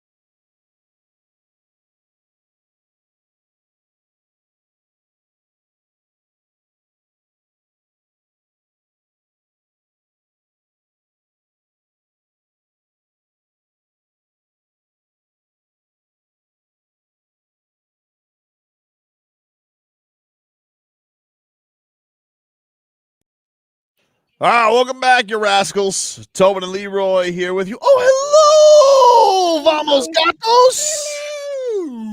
I noticed that both Jay Fig and Marcos are wearing Panther shirts today, Leroy. Oh, I didn't even notice. Because they're rats off a ship. You know, they don't want to be seen. They don't want to be seen in their gear. I got my Snoop shirt on. Well, I'd wear that. Here's what it says. Nope. That's a good point. Shirt. That's a good shirt. Point. Wardrobe. Point for Hey, you got to get the whole pic. The whole pic. Yeah, meanwhile, this guy Every angle. Me too. Take off that hat. No, I'm not taking off that. Take it off. Speaking of 1972, did you guys see Zonk's tweet yesterday? Oh no, what'd he say? He just tweets doesn't tweet, sometimes he'll live tweet during a game. Yeah. Doesn't live tweet during the game. Yep. And then when it's over, he just tweets. Let me get this exact phrasing correctly, so I just nail this, okay? Yeah. I don't want to misquote Zonk. Gets angry. This is what he tweeted. Sad. Oof. Hashtag TEN versus MIA. Hashtag fins up. Just sad. Sad. You have to get the hashtags correct. Have to. I would have went with Tim Boyle at a certain point yesterday. What? Yep. It wouldn't have gotten any better. That's the thing that I always have a problem with. You think if those coaches thought that it would be better with a different guy that they will put him in? Absolutely. I don't think they know what they're doing. Zonk was also asked. He was asked by somebody. This was not a direct tweet out to everybody. It was a reply. But this is what Zonk says, and I think this will go to what Leroy said. I think that these two running back greats think alike. Somebody named Mike says, in your opinion, why is this team so bad? To which Larry Zonka replied, I would say unrehearsed and conditioning. Ah, okay. There you go. Which I think would go back to the preseason of not enough reps together. Correct. Exactly. You're running a frat house over there, McDaniel. Too cutesy, dude. Too cute, Bill. Wants to be everyone's friend. Wants to be on everyone's. Mike McDaniel's basically like, you don't need to practice. We can just basically play some Madden. It's the same. One of the reasons why you do that is because you don't want the young guys to get into bad habits. You don't want young guys to think that this is the way it's always going to be. Mm-hmm. You want young guys to feel like I got to work hard to get through this season. You got to work hard to get through this camp. Like all the camps that I went through, especially with Bill Belichick, you had to work your ass off just to get to the point to be able to make it through camp. The young don't and know. That got you ready for the season. Oh man. Can we hear from Mike McDaniel? Obviously Tyreek Hill upset. Hold on. Let me block off some time. 12:28. Okay, go. This was Mike McDaniel. His thoughts when the TV cameras showed Tyreek Hill mad on the sidelines, very clearly yelling right in Mike McDaniel's direction. I don't know if it was directly at Mike McDaniel or at Wes Welker, but he was mad, and it was very visible. Here was McDaniel. No, I mean, I would expect him to be visibly upset at somebody. A lot of times guys can be, yelling at, he's a leader, and he wanted to do everything that he could to make sure the result wasn't that. And so there's, within the locker room, there's a lot of guys challenging each other, and we get an opportunity to see what we're made of for sure. In other words, don't read into it. Just be glad that he has some emotion about the way they're playing. I guess. I actually saw what he was saying. I was able to slow down the footage, and it seemed like he was saying, "Oh no, I didn't realize that was a lateral. Someone should tell me that was a lateral." He was just mad at himself, dude. I didn't understand the rules. I didn't purposely kick it to him. I just didn't get it. And then Mike McDaniel responded by telling him, "Don't worry, Tyreek. Authenticity is the greatest form of energy. Write that down." And what would Socrates say to that? Write that down. They came in so bleeping arrogant for a team that has done nothing. Yep. They came in like they had all the answers to the point where McDaniel was ending his sentences like this. Write that down. Mm-hmm. Shut up. You write this down. Fix it, dude. Yeah. Now. Agreed. Horrible, man. Hubris. What the hell am I watching? You know? Hubris. That's a good word. Yeah. Hubris. Is that a new word? Sounds like a hubris. Hubris. Sounds like a like my neighbor or something. Like Aunt Hubris. You see, Your angry neighbor. Yeah. Gerald and Hubris. When you tell a group of reporters, we laugh at you. Laugh at you. Idiots. You guys don't think that we put together a good offensive line? Now you got to eat that crap like a sandwich. Yeah. Hubris. Vlad, who was boots on the ground last night. Oh, Vlad. He says Tyreek was upset entering the locker room after the game. He said, we're playing like we soft. And I would agree. You can take out like. Right. And take out we. Yeah. No. We playing soft. Well, then why would you take out Why we? would you take out we? Yeah. The second we, there's two of them. Second we. Put it up. What are we, French? Clowns. We playing like we Put soft. it up. No. We playing like we soft. Take out the we. Take out the soft. Like take out like and take out we. We playing soft? Yeah. Okay. Oh my goodness. Like, You said it wrong first, though. No, I didn't. No, I Kinda did not. Someone says I'm the mush. How can I be the mush? You're the mush. How there's nothing. It's hard to debunk mush claims. Let me tell you, I had to wear it for a year. I literally had to, actually 2 years. I had to wear it until the Panthers hoisted Lord Stanley.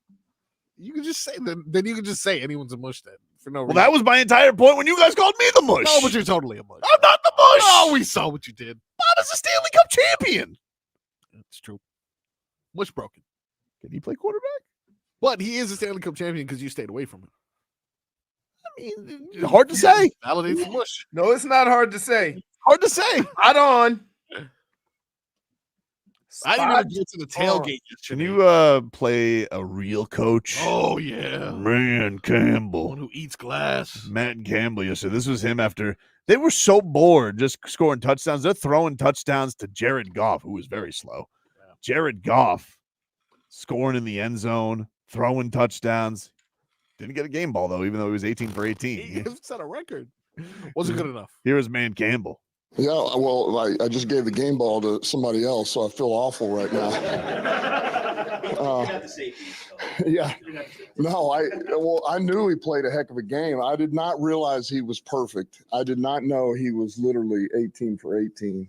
I mean but I knew he played really well. You could feel it, and he really found his rhythm early. And I thought he was seeing the field. Played with rhythm. He had to move a little bit in the pocket. I thought what really kickstarted him is the he had to kind of move in the pocket, got spun around, and hung with J-Mo and hit him on the hook for the first down. It was big, man, because he was rolling after that. But just a number of huge throws, played with poise, got us in the right play. It was a heck of a play down in the red zone on the catch. Good throw by Saint. Been working that. So I just thought it was excellent. Jared Goff is who he's talking about. Jared Goff. Leroy labeled Jared Goff the worst quarterback in the world. Well, he partnered it with Carson Wentz. Right. True. Twofer. Yeah. He said right. And it wasn't to disparage them. It was to disparage the choice that teams make to pick them 1 and 2. Yeah. Well, right now he's getting, you know what? He doesn't need a game ball. You want to know why? Why is that? Because Man Campbell, he gives him the ultimate prize that a man gives somebody. Yeah. Let me show you what that is. A hug. No. What? What? No, that's not at No, all. I didn't. No. Too much. I'll show you what it is. Yeah. Too much. Yeah, please. Oh no, we got. Where's he going? I'm scared. Is he gonna hit me? One time, the last time he came over here, he did hit me. I remember that. I think I started that. You were the last time we did come over here. Oh, no, he's gonna look. He's like, FrogBoy's get nervous. Is he there? Yeah. Okay. Oh yeah. Shake your hand, man. That's what a man does. Wait.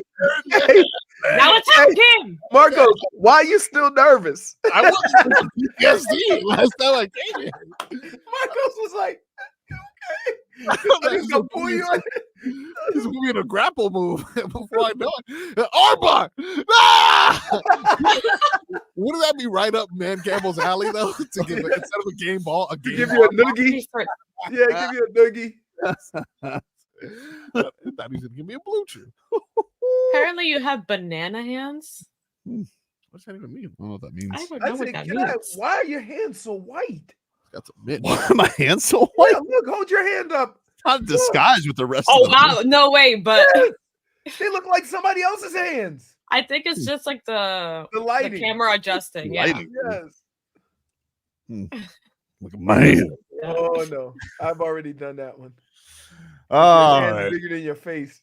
They say you. Take a quick break. We'll mix things on up. Back after this.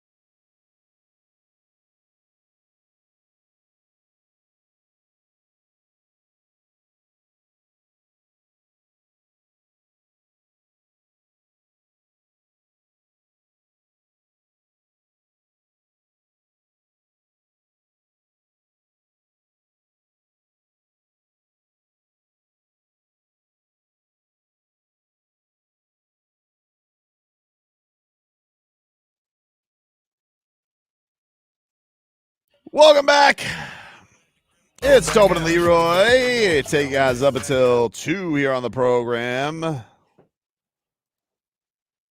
Let's let you guys know the NASCAR playoffs are set for Homestead Miami Speedway at the end of October. You guys can win a 4-pack of tickets to see it all unfold. To enter, go to WQM.com/contest. If you can't wait to win, purchase your tickets at HomesteadMiamiSpeedway.com. And by the way, last segment was our 15 minutes of Game Day Uncensored, which is brought to you by the Lexus RX. Can't wait for Game Day Uncensored next Sunday morning. Oh, just the delight to do that at 9 a.m. Anyway, the luxury SUV for those who never want to lose their edge. Experience amazing at your Lexus dealer. Let's mix it on up, dude. FrogBoy. Oh, man. Yeah, exactly. What's in the mixed bag today, Marcos? Let's go ahead and finish off what we've been discussing all day today. Continue to rip off that scab so we can move on to next week. Unfortunately, in addition to yesterday's loss, as if that wasn't hard enough, the science beater himself, Jalen Phillips, limped off the field at a certain point, clearly bothered by what seemed to be a knee injury. Not a lot of updates. I've been looking, I've been searching, but we do have reaction from yesterday's game. Javon Holland on Phillips limping off the field. We see Jalen limping off. Do you think, how can it get any worse? You know, Which one? When Jalen's limping off. Yeah. Oh, yeah. He got hit or something like that. I mean, it's football. It's a contact sport. And it shit sucks though. Seeing him like that, especially after everything he's gone through. But he's a warrior. You've seen him out there still, going through it. So it's tough to see guys go down and injuries be had. So, but I know that he was gonna be all right regardless.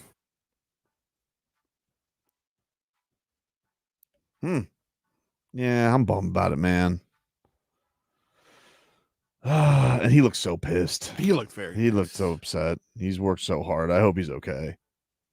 Hope he's okay. What else you got, dude?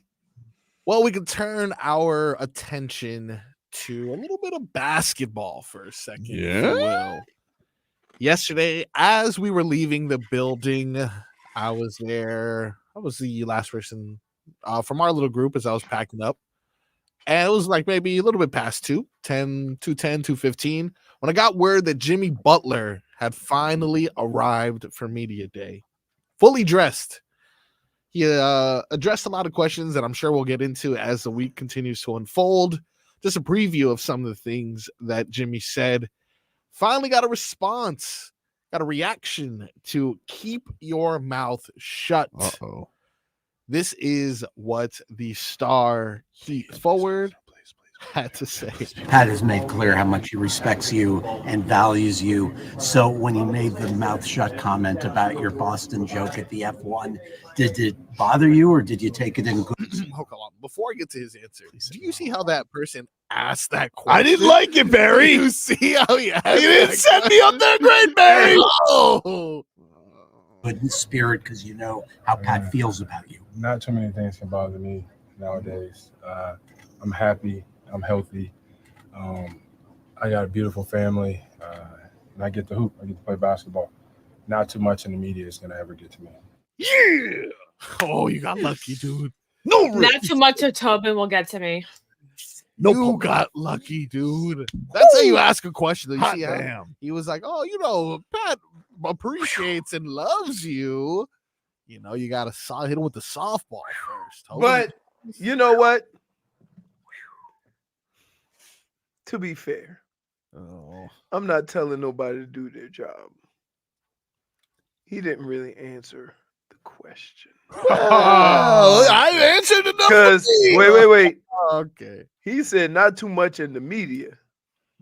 This wasn't from the media. But it was. No. The media. No. Just let me off the hook, man. No. Didn't answer the question. They didn't. Did he press? Because listen, I've heard many a times where people say, "Oh, he had every right to question and press him." But now he didn't hear. He folded up because he didn't answer the question. -1 for sidestepping. Yes.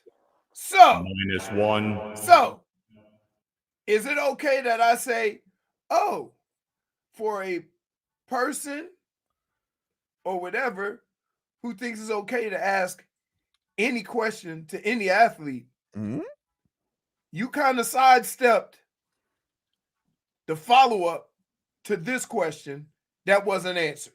I think it's a good enough no. answer. Would I be accurate in making that assessment? I think the work here is done, and I think we can move on. Nobody did a follow-up, huh? I followed up. Marcos, if you were there, you should have. Marcos, did anybody ask a follow-up? They did ask a follow-up. If you want to hear that and much more, make sure you turn into Tobin and Leroy tomorrow from 10 to 2. Wow. Yeah, radio tease, baby. 24 hours? 24 hours. Yep. That's a lot of segments. We still got to get through the next 30 minutes. Well, you won't hear a thing. Except you have Tyler Herro coming on the show, you know. Oh, well. For those who missed it. Jimmy Butler. Yeah. Why no crazy fit, huh? This is his answer. No crazy attire this year. We were expecting maybe something. Well, look, I don't know what I had planned, but all my plans went to complete and utter not my way because what has transpired. But I'm here, normal hair, no shenanigans. That's all I got. What did you want to do? I don't even know. My mind isn't all the way anywhere right now. You know, I've been running around and trying to make it back here. So I'm just happy that I'm here. I don't know if I like no shenanigans, Jimmy. I like all business, Jimmy. You're just all about the shenanigans. I do like chicanery. Yeah, but here's the problem. With the way last season ended, the comments this year, the no extension, is it really time or place for shenanigans? Definitely not a time or place. Okay. It kind of feels, I mean, in all honesty, kind of feels like Pat Riley won another one. Another public standoff. The Godfather got the best of him. That machine? Hey, over under 70 games. Still going under, but slightly under. It's a slight under. 68. Yeah. So you think he'll play the qualifying game? He will qualify for awards this year. Okay. Because that's gonna help his negotiation. Now, let me take that a step further. Yeah. Will Pat be happy if he plays less than 70? Talk to me when I know what their seed is. Okay. If it's playing, no. If it's top 4, yes. But if he plays more than 70 games in the play-in, then you can make an evaluation of the team. For sure. Agreed. Right? Yep. If he plays 50 games and other guys get hurt and banged up, and you do the same thing you did last year, you can't even evaluate your players and how they fit. Well, I'm sure they're getting after it today in the Bahamas. Hey, but I tell They you what, posted a video. Let me ask you a question. Yeah. You think that you ever going to say these words? The Heat are playing soft. Oh no, Spo yesterday called out Ira for being soft. I saw the quote. I actually haven't heard the clip on that. Whoa! I haven't heard it. I kept seeing it on Twitter. I never got to play it. Oh, you gotta see it. Really? Oh, yo. Spo is intense, is he not? Spo is intense. He is intense. I was a little intimidated when he walked in. Really? You think he has an aura? No, he does. Really? He just walked in and he meant business. He You know sat why I down. like this Spo on media day? Normally he's smiling, he's in a cheerful mood was or pissed. whatever. When he's got to go through some stuff during the season, that ain't the time for being jovial. You know, that ain't the time. You can make fun. How was your off season? How cool was the Olympics?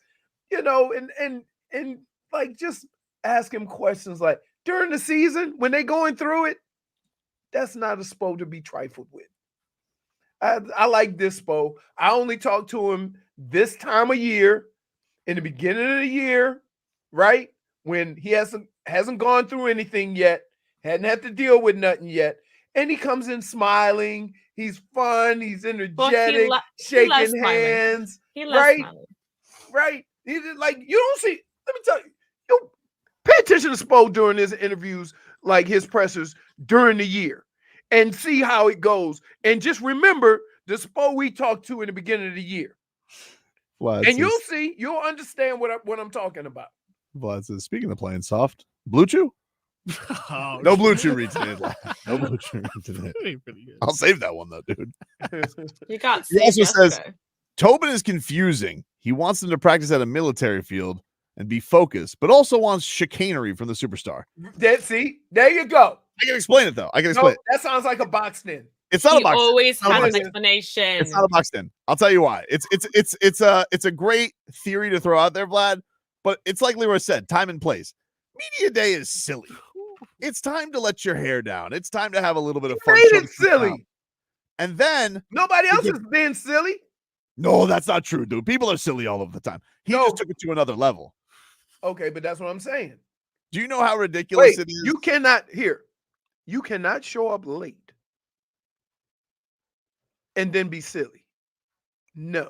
Mechanical. No. Do we believe in Slim's theory that Jimmy Butler did show up in costume and Pat Riley made him leave and change, and so they made up this whole mechanical issue thing? Well, no. You know why? Because somebody would have saw him earlier. Maybe. I don't know. No.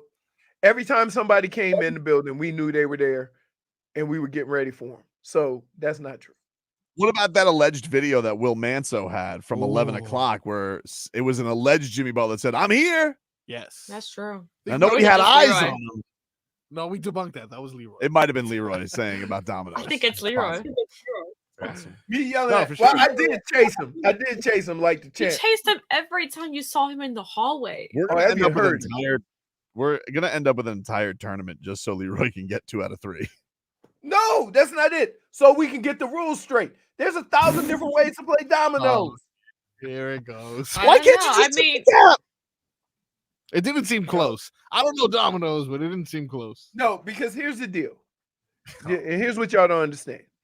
If you play keeping it down, that means that you control the board, right? When you close up the board, you get all of his points.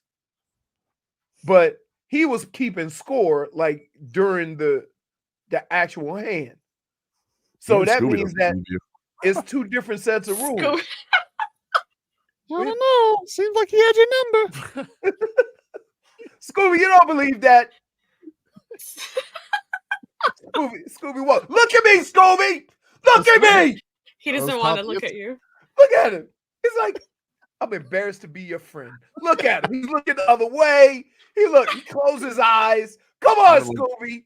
Sounded like Devin Haney. What are you gonna sue Bam next? Scooby, look. You want to see? Anything else in the big bag, Marcos?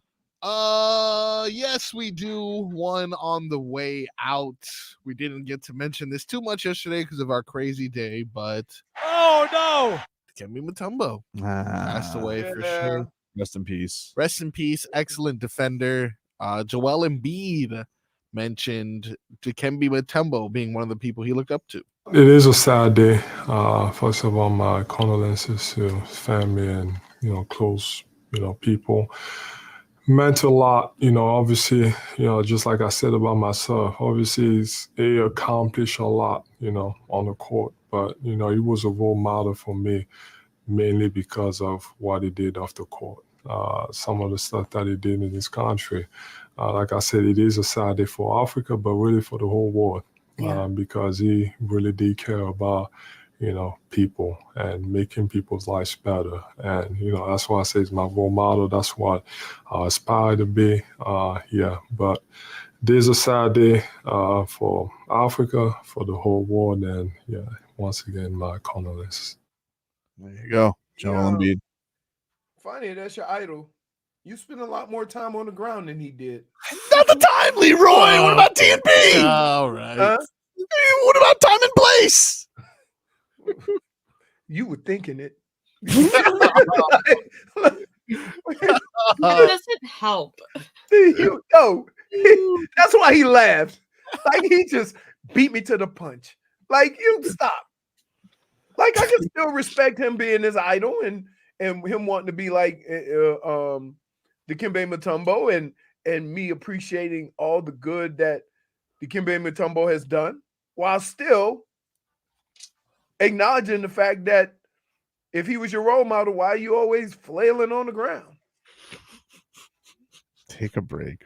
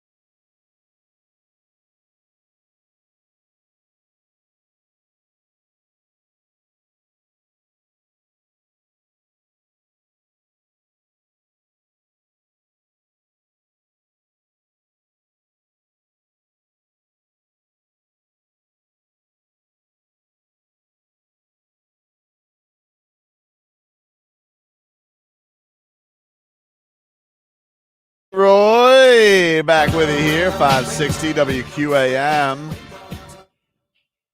get the headlines brought to you by Doral Volkswagen. At Doral Volkswagen, choose from over 300 new Volkswagen models in stock like the Tiguan, the Taos, and the Atlas. Remember, when it comes to Volkswagen, the great deals are at Doral Volkswagen. Miami Dolphins, they were 31-12 losers last night to the Tennessee Titans. Let's hear a little bit more from Mickey D. Mike McDaniel. What? You're really sticking with this. What? You know that name's taken, of course. Dollar menu coach, dude. Oh, hey. Wow. What? That was a point. You want me to stop feeling bad? Get some damn touchdowns. Yeah. Beat a team with a winning record or a losing record. Just beat anyone, please. Anyway, here he was. This was him yesterday. And he was asked, do you have to make changes to the offense? Here's Mike McDaniel. Yeah, I mean, everything's on the table. That you can't argue that the offense is good or for to me, in a situation like this, I haven't really been in one where we haven't had production consecutively like this, so you really have to open your mind to just pause it for a second, just really if we can. But yeah, I mean, everything's on. He keeps saying this thing of we haven't had this, dude. It's been like 8 straight games of your offense sucking wind. When does it dawn on you that maybe I should have been looking for alternative plans? I just want to know when. You tell me.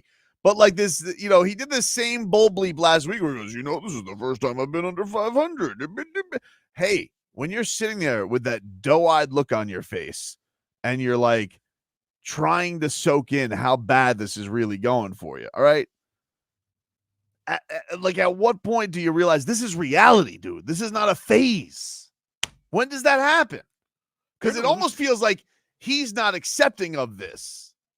Yeah. In a weird way, and like the first step in going towards solving a problem is admitting you have one, and it almost feels like he hasn't come to terms with it. It's pretty crazy. It's wild, man. So, what do I know, dude? Bit of a delusion, I guess you say the Dolphins are. It's not delusion. Yeah, they feel like it shouldn't be this way. We're too talented for it to be this way. But it is, and it has been. Gate South says that Skylar Thompson hurt his McRib. Objectively a point. Point for Twitcher. Wow. Sorry. Let's hear some more from him.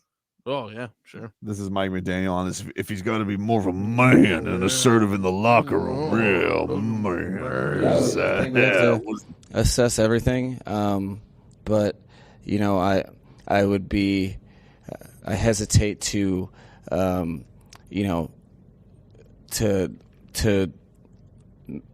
overcook before I watch the film and kind of marinate on this whole situation. But there will be things that will change. It's kind of hard to say exactly what those things are, but we're definitely in need of it. Something's gonna change. I just don't know what. That's what I got. A lot of food terms for a snack time guy. By the way, would you expect him to have all the answers right after the game? Fix it, dude. What were you doing the entire time sitting there not scoring touchdowns? You should have been thinking about the answers. Yeah, true. I saw a horrible stat on ESPN now about the Dolphins. In the past 2 games, on third down, they're 3 for 22. God. And on fourth down, they're 0 for 5 in the last 2 games. So combined, that would explain why they're losing. 3 and 27 on the most important downs of the game. Yes, correct. Absolutely correct. And the thing is, like, the one thing I'll say that this delightful little weirdo brought us was the games were enjoyable. Yeah. I didn't know how good they were, but I'll tell you what they were. exciting, fun. Yeah. And now I just feel like I'm in the Philbin era again. Honeymoon is I over. feel like I'm watching Adam Gase. It's been 4 weeks. No, That's too long, dude. It's been longer than 4 weeks, though. It's been since December of last year. It's been since the has last been. Titans. It has been. He's right. It's been 4 weeks this year with a lot of bluster and bravado of an off season, but it goes back to last year. And I'm just saying, to me, I just want to see Leroy. The football be fun again. I don't even need good. I need fun. I'd like it to be good, but it's not. So at least give me fun. Leroy, It hasn't been good. No, but if I could give you a new season of House of Dragons to watch at 1 o'clock next Sunday, or you got to watch Dolphins Pats. Nobody wants to watch this. It's like I got to get my mind right to watch this stuff. Got Bears fans reaching out to me in the middle of the game, like, "Are you okay?" I'm like, Bears fans? They're checking in on me. What? That's disrespectful. It's bad. It's really bad. Someone sent me the draft order. If the season were to end right now, the Miami Dolphins pick second. Behind the Jaguars? Behind the Jags. The only team they beat by a crazy field goal, by the way. I'm going to be really mad if the Jaguars get Cam Ward. Oh, no. You think they'll take Cam Ward? Oh, they're getting Travis Hunter. Oh, good. Yeah. Oh, thank God. Woof. We're going there. Now, this poses a serious question, though. I heard this morning, and you hear it everywhere now. If the Miami Dolphins continue to lose out, by the time Tua is able to return, which we're assuming is going to be the Arizona game in about 3 weeks, following the bye week, this team is 1-5 at that point. Do you even roll him back out? Of course. What are you going to what? He's To your go like quarterback. What do you mean? What do you do? Maybe we just you want to do a sly tank so Tua knows that his replacement's going to get drafted? Tua Shmua, dude, with time to fall the sword for Cam Ward. Here's the deal. You know, we did this for Tua, right? Yeah, but why? Maybe that was a mistake. Remember, you were following around looking for a gape or something? I still don't know what that means. A gate.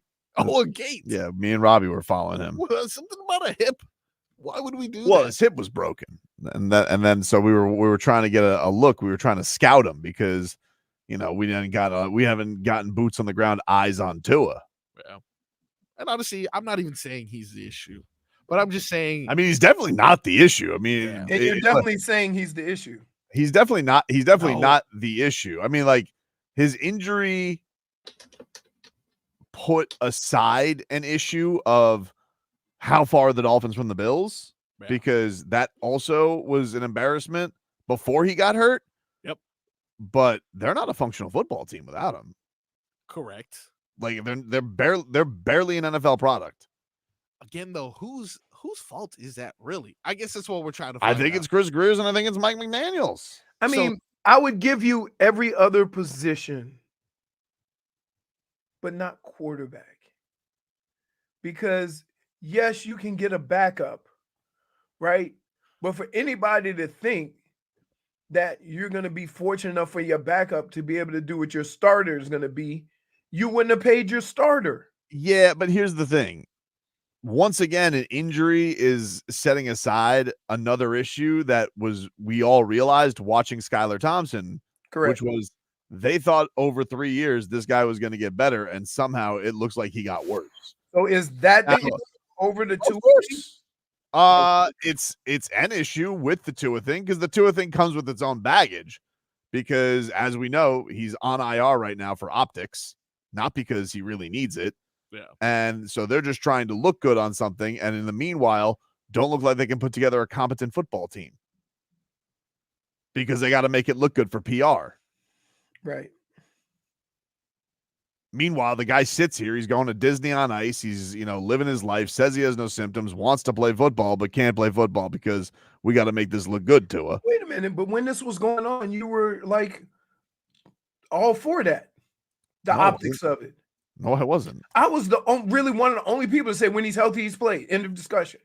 Okay. But you knew, but what I told you was they're not going to do that.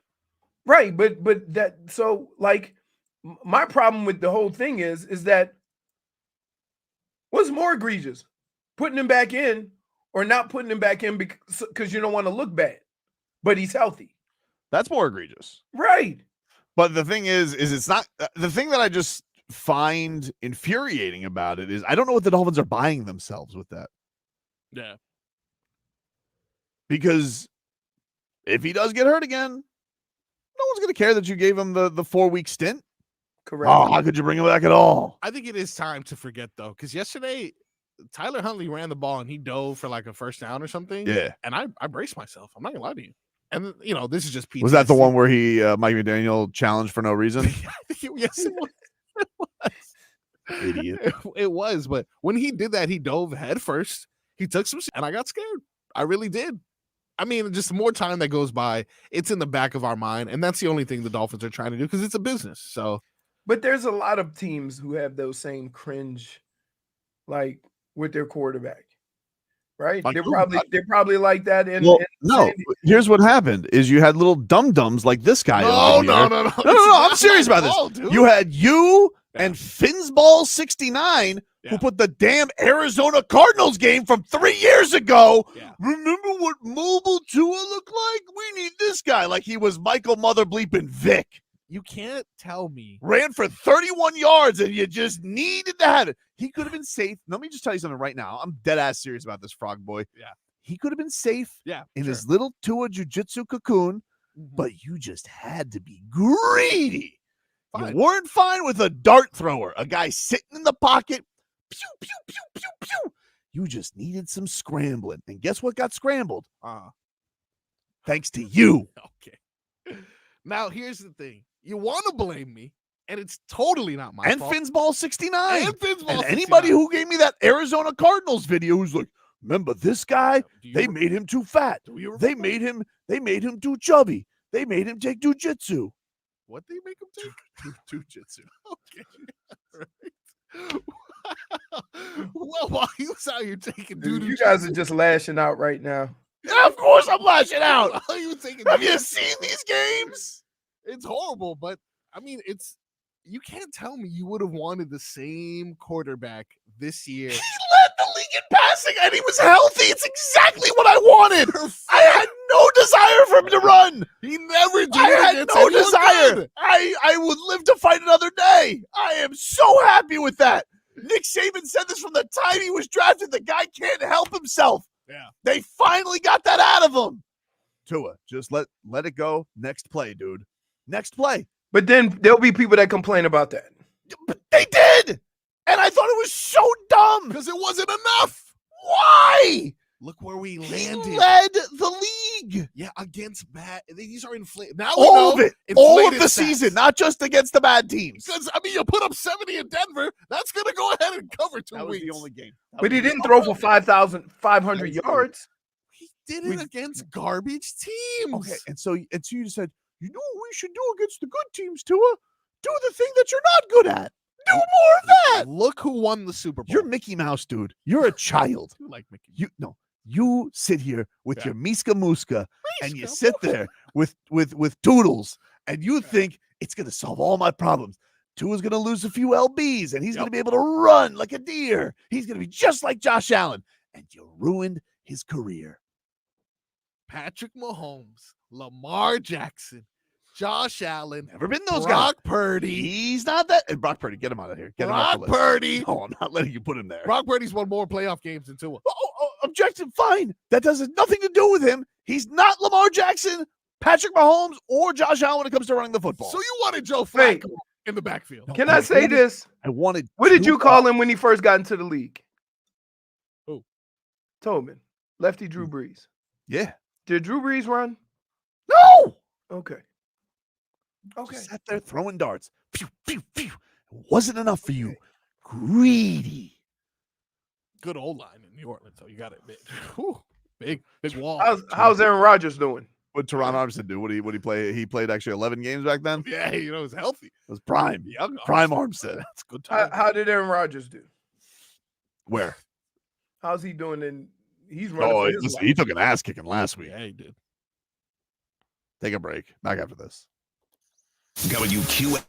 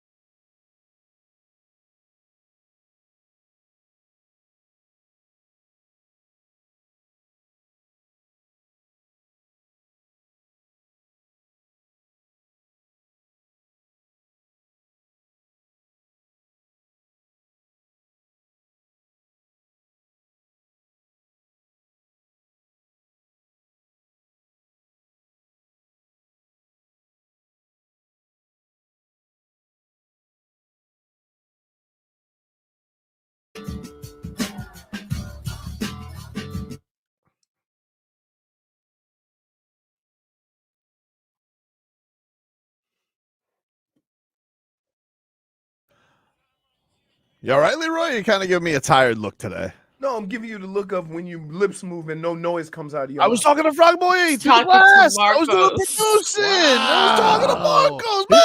No, he wasn't talking to me. He's lying. We wanted to play this funny sound. I wanted to play for you from the UFC this weekend. Renato Moicano. I didn't even know there was UFC going on this weekend. It was a UFC Paris. There's a pay-per-view card this weekend. Bowie. Oh, who? Anyone? It's Alex Pereira. Ah, He is fighting Khalil Roundtree, he's fighting again. which stylistically is going to be a fun fight. Khalil Roundtree does not deserve a title shot. I don't really understand what this fight makes zero sense as to why they made it, other than it's a really fun fight. Khalil Roundtree is like the 8th ranked middleweight, I think, right now, or light heavyweight right now. I believe he also they just had kind of a PED suspension wiped away by the UFC. What? And they just did this because they needed a title fight, and they have a big deal with Utah and doing cards in Salt Lake City. I don't understand it. You know, I've already kind of gone on my rant about the sport I love, and that I did watch Xander. I watched some of it. he kicked out. He looked great. Yeah, he looked good. Yeah. And they were saying that he just needs to get his man body so he can get some power behind it. Yeah, I agree with that. I would agree with that. But he put a beat down. Pieced him up. So this kind of actually plays in because Renato Moicano, I believe, is on a 6-fight win streak right now. And he's very frustrated because he didn't move up one spot in the rankings. That I think he's currently ranked 11th. And he's just frustrated because he's like, he's had kind of this career renaissance where, he's got the personality now. He just gets on the mic. He says crazy stuff. So he's won 4. Yeah, he's won 6 out of 7 fights, and beating some really impressive guys. Benoit St. Denis, Jalen Turner, Drew Dober. And he was furious because Dan Hooker, who just won a split decision, basically won a fight over Matisse Gamrot and went right to the top 5. He goes, what is this? And Gamrot was ranked 5th, but he's like, but he sucked before that. And so he took issue on the post fight with Michael Bisping. And this was his explanation after seeing Dan Hooker rise in the rankings, and he's stuck where he is. I don't know how he's on the top 5 or top 6. That's unbelievable. Is like to see a turtle in a tree. Have you seen a turtle in a tree?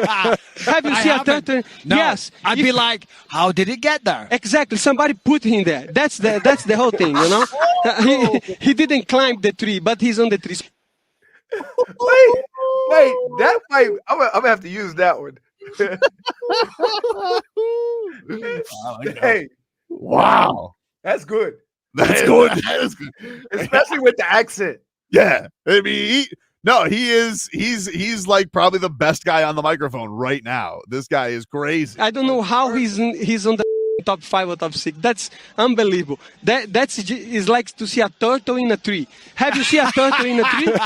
Have you seen a turtle? No. Yes. I'd be like, how did it get there? Exactly. Somebody put him there. That's the whole thing, He didn't climb the tree, but he's on the tree. Hey, I gotta tell you, I'm gonna start using that one. I'm trying to use that one. You can't wait to use turtle in a tree. Yeah. Initiate a conversation outside right now just to use that. Wow. Oh my goodness. Schmiethen says Chris Grier is a turtle in a tree. Okay. Oh Point. man, that was a funny one. That was a delightful break. When you heard it, did you go, excuse me? You know what I did, because I saw like the tweet at first, and then I like played this out. I'm like, makes sense. Right. Yeah, when he explains it, look, the punchline came right after it, so you didn't have to wait for it. Nope. Yeah, it was perfect. Another guy we like playing, he, of course, is the inspiration for Rats Off a Ship, is Chris Mad Dog Russo. And a lot of people now are calling for Chris Mad Dog Russo to start calling playoff games, because as he was on the air yesterday, he started doing play-by-play of the Braves and Mets thriller. Oh man. Yeah, he did, and he was excited about it. He loves baseball. He Down loves 3-0 the whole game. Here's a 3-1 from Diaz. And there's a ball in the left field and pretty well hit. And it's off the wall. It gets by the left fielder. 1 run will score. 2 runs will score. And there's Atlanta Braves score another run. A 3-run double off the wall in left field by our good buddy Albies. And Atlanta leads 7-6 in an absolute classic now down in Atlanta. The Mets, who had a 6-run 8th inning, bring Diaz in, and Diaz gives it up. Back to back to back to back, and now all of a sudden the Mets, oh my goodness, how they bounce back in a Game 2 scenario will be fascinating, and Glacius now can close it as New York trails 7-6, as Arby's just missed a grand slam out the deep left at a 3-1 pitch, and here comes Ozuna, 12 in front of the hour. We continue our Mad Dog Unleashed right after this. Wow! Oh, that's a radio tease right there. Hey, that's why he's Hall of Famer. So do a 24-hour tease. The games were confusing as to what they meant, because if they split, Kansas City gets in. Oh, I think it was Arizona. Or Arizona, but they split, right? Yeah. So Arizona gets in. So are one of those two teams? No, I think if they split, I think that both of them go. They both get in. They both. If they would have swept, then the Arizona Diamondbacks would have got right. So they both get in because they split. Yeah. Oh, you can't tell me someone didn't make a call. It didn't sound like it by Mad Dog. He loves baseball. Yeah. Man, we love Boy Wonder. Oh yeah. You guys missed. We had him early in the show yesterday. Tyler Herro. We broke a record for interviews yesterday. We did. Yes. We did. If you missed Tyler was at the top of the show. So if you missed him, we're gonna bring that to you next. This hour of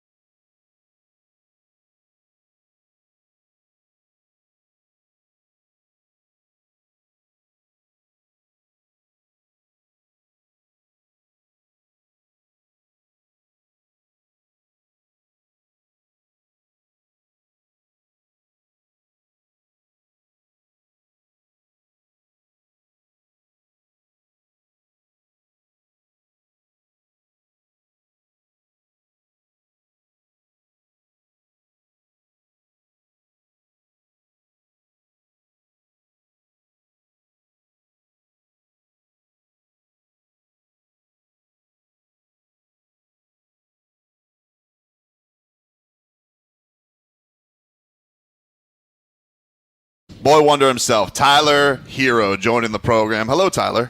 What's up, guys? It's good to have you again. How's it going? Top of the top. It's we were just talking a little NCAA football, and you were giving College Leroy football. the business. Yeah, but he did say, "Oh, I didn't know. You got to support.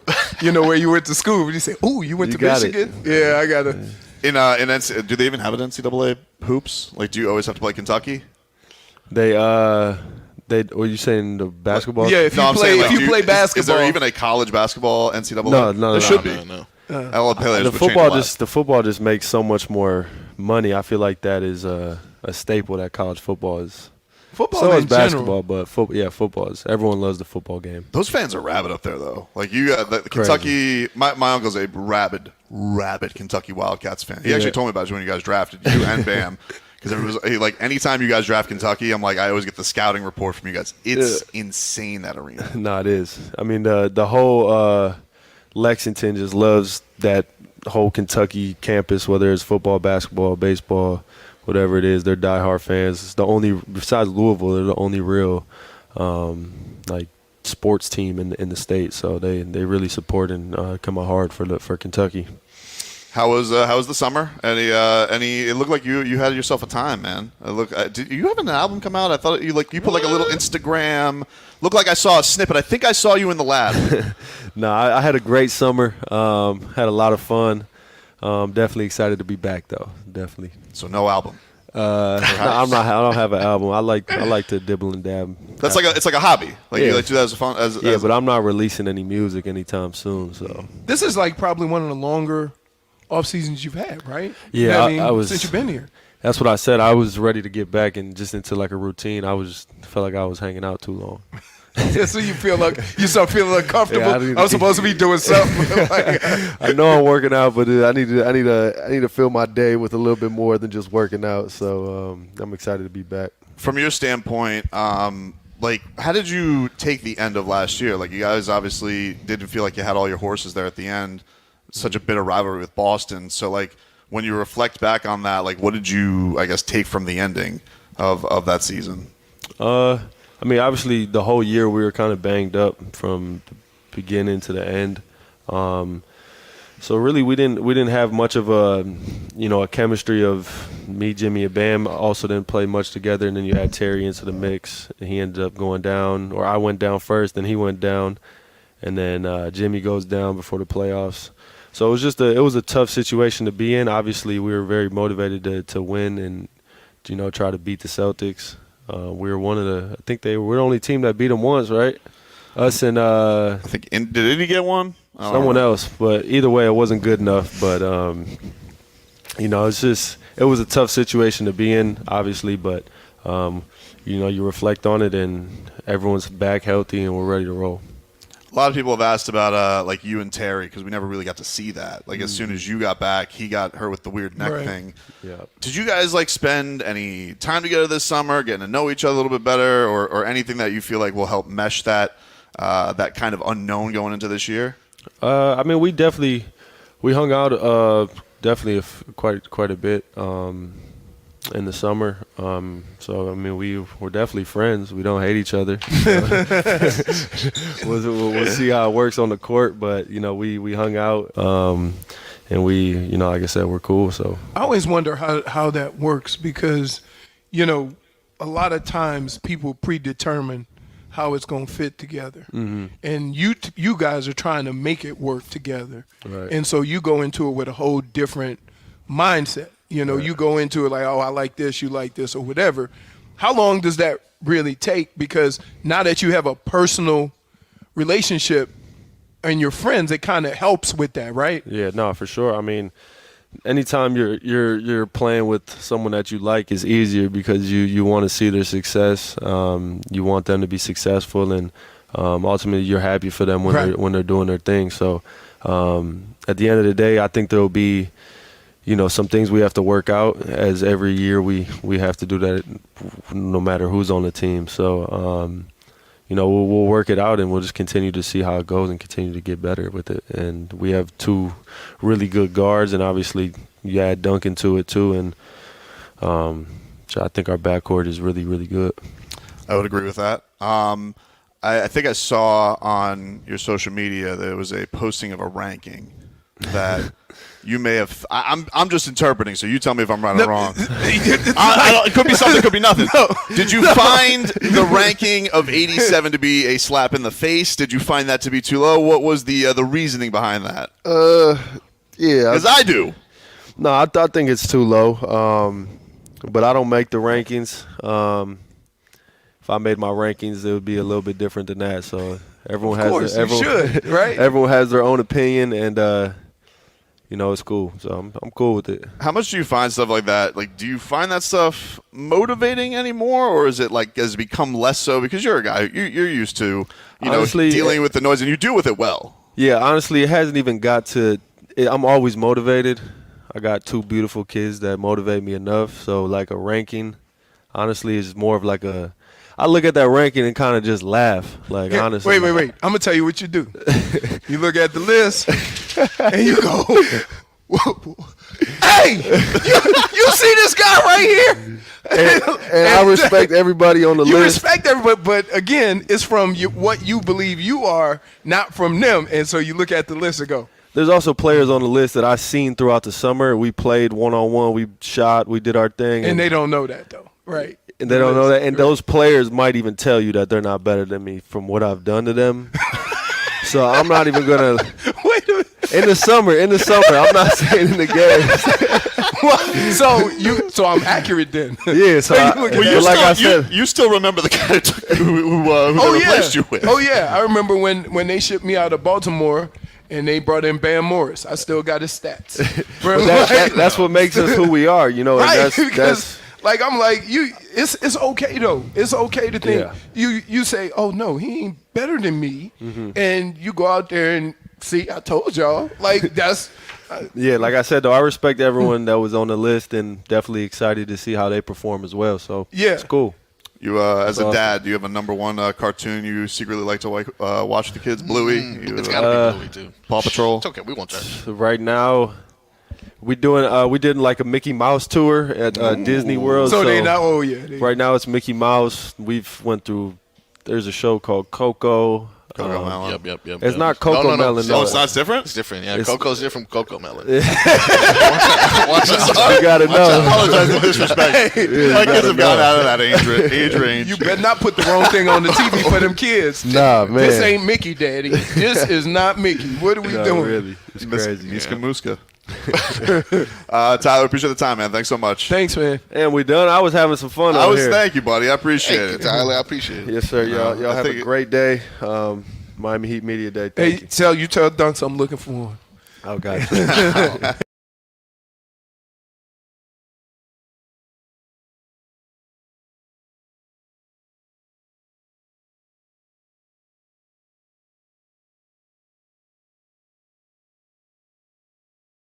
Mount Rushmore of fast